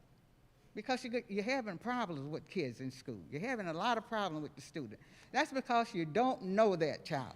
You don't know that child culture. You don't know anything about that child. You just come to school and you do this and you do that. Like Ms. Jolson said, a lot of them are graduating and they can't read. A lot of kids don't even know, can't even add and write larger numbers like they should be able to. They don't know the timetables, a lot of them. Why? And I'm at Gaskill and I'm looking for black educators. Is there any at Gaskill? Is there any black educators at Gaskill? Yes. Are they? Yes. I haven't seen one. Who's there? He's a teacher? No, not counselor. The teacher, that's what I'm talking about, teachers. Oops. I haven't seen any black teachers at GSG. How many of your students there is black? About 90%, right? You got more black students, they outnumber the white students than any other race of student, and you got no black educators in there. How are these kids gonna learn what's going on? You can't teach my kid what he needs to know about his culture, because you don't know about my culture. I think something should be done. I think the teachers should go to school, learn how to communicate with black children, besides just throwing you out of school, expel them. Thank you, and I'm sorry I went over. That's okay, Helen. Thank you. Rodney?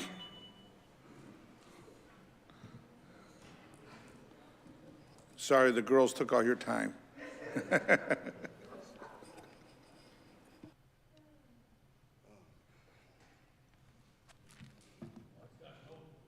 Yeah.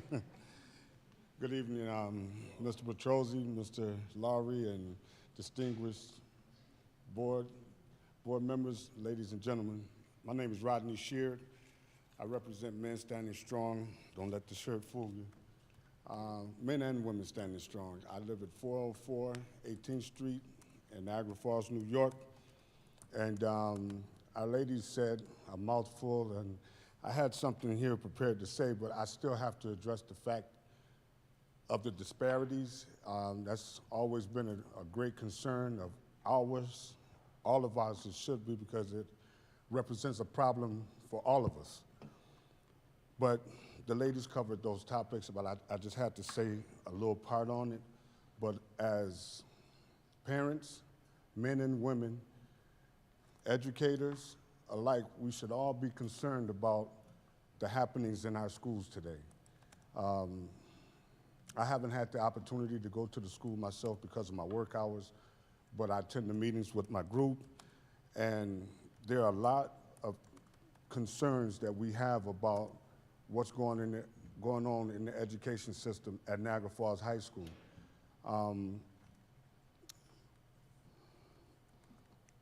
The things that are taking place there today has a profound effect on the safety of our educators, teachers, the administration, as well as the rest of the students. A great man once said, Mr. Nelson Mandela, that education is the most powerful weapon that we can use to exact change in the world. I don't think there's truer words that have ever been spoken. These are very scary times that we're living in, and very dangerous times. With the onset of COVID-19, the children are asked, as well as the adults, to wear masks. And with these masks, they're accompanied with hoodies. And we all know that, when you guys went to school, we weren't allowed to wear hats in the building. But you're talking about a hoodie and a mask? You're indistinguishable. You can't tell one person from the next. And with that being said, that they're allowed to, these masks and hoodies, they're enabled to go and attack another individual and go undetected. They sneak into several lunch periods throughout the day, and the level of disrespect is prevalent, as the ladies already stated. I'm really trying to adjust my schedule so I can provide help. Children tend to deter from really ill behavior when there's a man present, and there's no way that our women should ever be spoken to the way that they have been. And we're there because we care. You know what I'm saying? And so as adults, we know that it takes a village to raise a child. But we have children, multiple children from different ethnic backgrounds, and it's going to take a collective effort from all of us together in order to get through to these kids, because if these kids are really and truly our future, I am terrified of that future. We have an opportunity to do something, but we have to take a stand. And I know I took up too much time, and I won't do that. So there's a whole lot I want and need to say, but I'll come back again. This won't be our last time here. And I thank you all for your time, and we are appealing for your understanding. The principal out in New Jersey, Mr. Joe Clark, I'm sure that you're all familiar with him, once said that our kids are not failing themselves. They are failing because we failed to educate them. And we can have more than enough time to do something about it, but we got to start now. Thank you.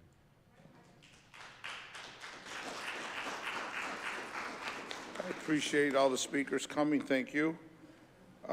Moving on, Superintendent, you're up. Sure, thank you. Just a couple of updates. Our board meetings are on the 10th and the 24th. We're going to change some of those topics to adjust for some of the happenings that occurred this evening. But please note the work session is on the 10th, and the 24th will be our voting meeting for February. Thank you, Paul. I wanted to just address one major issue that transpired this week, the out-and-out confusion over the mask mandates that came down from a court ruling at 7:30 and an email that came to me at 8:30, and then a day of consternation, what's going on, what's right, what's not right. I know that this is a controversial topic. I know that there's strong opinions on both sides. I know that I spoke incorrectly at the parent meeting, Mr. Villardo, and you were there. You asked a question. The mask mandate is set to expire by statute February 1st, unless something is done executively. So I am, yeah. First, I got clarification today. And Nick, I said it the other night, the 15th. Yeah, and I misspoke, and I had Miss Sullivan correct the minutes. I misspoke to the parents. It is, I looked it up because I wasn't sure of my answer after I left there. It's the 1st, unless executive action takes place. So I'm of the position that if the mask mandate expires, that our position, my recommendation would be that we strongly, strongly recommend it, but we don't mandate it as a district and as a board. That's where I'm at. It's a very polarizing and hot issue, but I'll keep you posted. That's where I stand on the issue, though. And again, 50% of the people are not going to be happy with that. 50% of the people will be happy with it. 50% think I should violate the law, the mandate now, and that I have no backbone. 50% warn me that I better not break the law. So it's going to be a polarizing issue. I try to just do what I think is best for the district.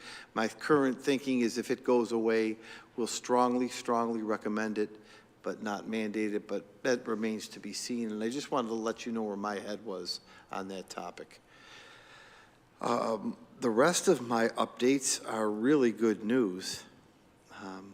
We had a student graduate, I can't think of the year, very talented art student named Fritz or Fred Proctor. Today, he donated $2,500 worth of art supplies to the art department and a $250 check for a scholarship for an art student. He was just a homegrown student who loved his art teachers in the district, and he came back and donated that money. We'll do something more formal, but I wanted you to know that. I wanted to congratulate Becky and Julie on their first budget out of the gate. I think they did a really good job with that budget, so that was really good work. And I know it'll only get better with the comments from the board. I want to congratulate Kathy Sullivan, one of our staff members here in central office. She participated in a call with the state and made a video that is playing statewide about kindergarten transition. And districts from all over New York State are calling her with regard to what we're doing about pre-K. And that's all the work of Kathy. And congratulations to Rick. Rick has been asked to speak at a national conference, a conference on trauma-informed practices in schools and how you actually do things in school buildings. So Rick is going to be traveling on only Earl goes on junkets. Rick goes to a conference to present, and I think Rick's on tour. I think it's a pretty good accomplishment for our district, and a credit to Rick Skill. So I wanted to congratulate him for his presentation in the middle of December to the whole country on trauma-informed practices. So that's the kind of quality people that you have here. That's all I have for tonight. Thank you very much for the support of all the resolutions. I'm excited to tell you that in 2 weeks, the Evolve technology has been promised to be installed in our schools that you supported. 2 weeks. We're 2 weeks away from it. Thank you, gentlemen, and fine young lady. Thank you. Thank you, Mark. Earl? I just wanted to say thank you to everyone who's reached out to me in the past, and my grandmother. I really appreciated that. It's a pretty hard time for me still trying to get adjusted to it all, but I appreciate the calls, the texts, the cards. Thank you. My family and I were very, very grateful for what you all done for us. And thank you to the staff, and good job with the budget. Pretty smooth transition. Only thing you need is just a no change order button. You noticed that, yeah. Thank you. Thanks, Earl. Mike? Nothing, thank you, great budget presentation. I'm still learning, I'm looking forward to learn some more. Thanks for everything. You got it. Clara? Just one comment in regards to the speakers, Mrs. Dosen and Mrs. Coleman. We often hear that we don't have black educators in our schools. That's true. And some of it is because there's not many here to pull from. I have had several calls from people that used to live here want to come back because they're concerned about that situation. But my thought is, because we know that there's a short pool of black educators, let's look at other positions. There's many, many positions in our school district that could be a black person. So it's not just the educator. Sometimes we just need black faces in our schools. For, you know, there's a couple of kids that talk to janitors. There's some kids that talk to just a safety officer. So because we know that there's a short pool of black educators, let's try to get more in other positions, because there's many, many other positions in our school district that should be a black face there. So I'm putting the word out for people to apply for our school district. Many people say they don't know that these jobs are available. They don't know how to get them. And thanks to Maria, she's interviewing people that I have told to come see. So we just need to get that word out for our black people to apply for more than just a teaching job. Thank you. Thank you. Nick?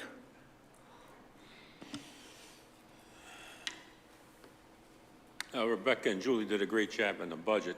I can't remember that guy that used to take your place, Rebecca. I think his name was Joe. I'm not quite sure. But this is the first time in the 17 years I've been in the school district that we didn't have to sit here and wring our hands and wonder how many people were going to get laid off. It was very trying times, and we had teachers coming that were going to get laid off. It was difficult on them. It was difficult on this board to make these decisions to balance the budget. This is like winning the lottery for us. I think it's great. We're going to not only keep our people working, the teachers, staff, maintenance people that are still going to be working and increasing more jobs in the district. So I think it's great. And I hope we continue to move forward. Thank you. Thank you, Nick. Rob? Wonderful job, everyone, tonight, involved in everything that we did here. And appreciate all the speakers. Again, condolences, Mr. Bass. And thanks again, Mr. Laurie, for another great session. And to everybody that got us well prepared. Have a great week. Thanks, Rob. Jim?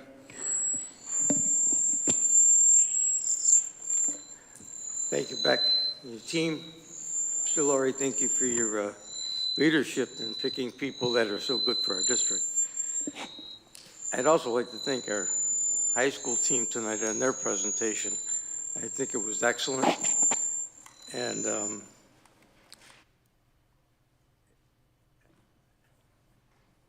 foresight that this district is using is probably the only one in New York State. And I thank you for that. I don't know if that's the total answer yet, but I know that it's a beginning. I've had the opportunity to walk and give out diplomas at the BOCES graduation for the last 7 years. And I'm going to tell you about 80 to 90% of the kids that come across that stage who receive their diplomas are going to work the next day. And as Mark pointed out in his figures, 40% of our kids don't know what they're going to do the next day. And that's something that's got to be looked at. I think we're on the right track. College isn't for everybody. We all know that. But I think that our world has changed so quickly, we don't know where to advise children to go to. And it's going to change even faster. I thank you for the time you allowed me to say that. Thank you, Jim. Tony. Okay. Well, I have to apologize. I've been getting up throughout the meeting. My back is shot, but I want to again, our staff has done an excellent job, Becky and company, on our draft of our budget and how wonderful it looks. And even though the numbers are, they're close, we're happy. I'm glad we put our detectors into motion. And I will sleep better. I know some of you folks will sleep better, knowing that the schools are safer. Again, the trades initiative and the continuing education initiatives that we have are cutting edge.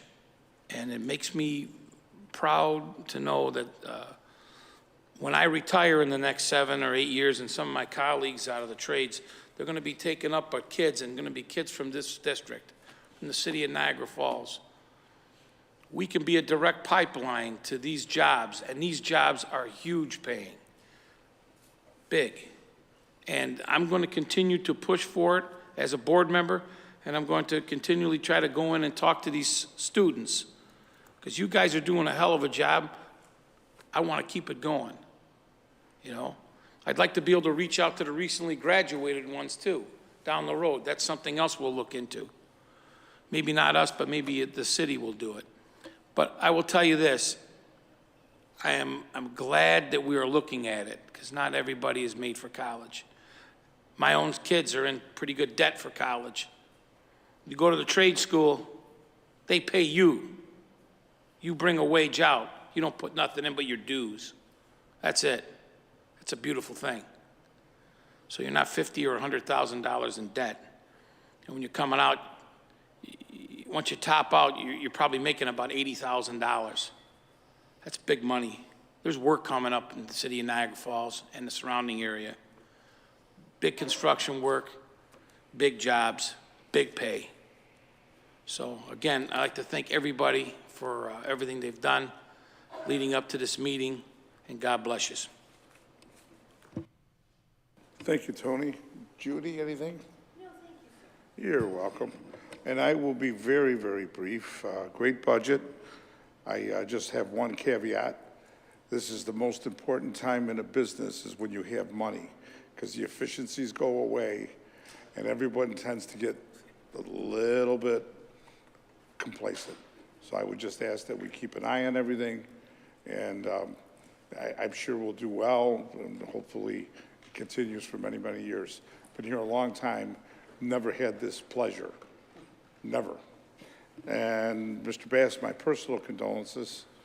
And saying that, I have a long list of people that are no longer with us that I'd like to read off, that we will adjourn a memory of. We have, first we have Earl's grandmother, Rosemary Bass Mims, is the mother of Nicole Bass, grandmother of Earl Bass, and Crayana, am I saying that right? Crayana Page and Chrysanda Page. Earl, again, my condolences. Elizabeth Baylor, mother of Carl Zacher and mother-in-law of Tammy Zacher. Joseph Bradigan, uncle of David and Tracy St. Ange. Maxine Casey, a retired district associate and a mother of Jerry Koch, Yolanda Cushon, aunt of Frank Coney and Angela Manella, Yvonne Douglas, a retired employee, Teresa Duggan, aunt of Jerry and Joni Ann Orfano, Lucia Fiola, grandmother of Julia Myers, Alexander Fowle, former teacher, Miriam Leone, mother of Marilyn Gincola and mother-in-law of Sam Gincola, Noreen Hill, director of Indian Education, Joseph Holliday, father-in-law of Becky Holliday. My condolences, Becky, I didn't know. Is that you, your father-in-law?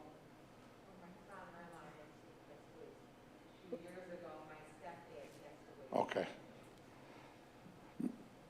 Marion Johnson, uncle of Barbara Dotz, Gloria Kaczynski, former teacher, Maria Mayetta, retired employee, Raymond Olette, retired teacher, Harry Powell, a former assistant to the superintendent, Frank Ricotta, retired electrician and father of senior general repair Phil Ricotta, Patrice Riker, mother of Rich Evans, Patricia A. Sinise, former teacher, Jean St. Ange, former teacher and mother of David St. Ange and mother-in-law of Tracy St. Ange, Elizabeth M. Pfluger, aunt of Assemblyman Angelo Morinello, and Thomas Trott, father of Brian Trott. We have a motion to adjourn in the memory of all these people. Mr. Katsami, second by Mr. Bass. All in favor? Yeah, good night, everybody. Thank you for your attendance.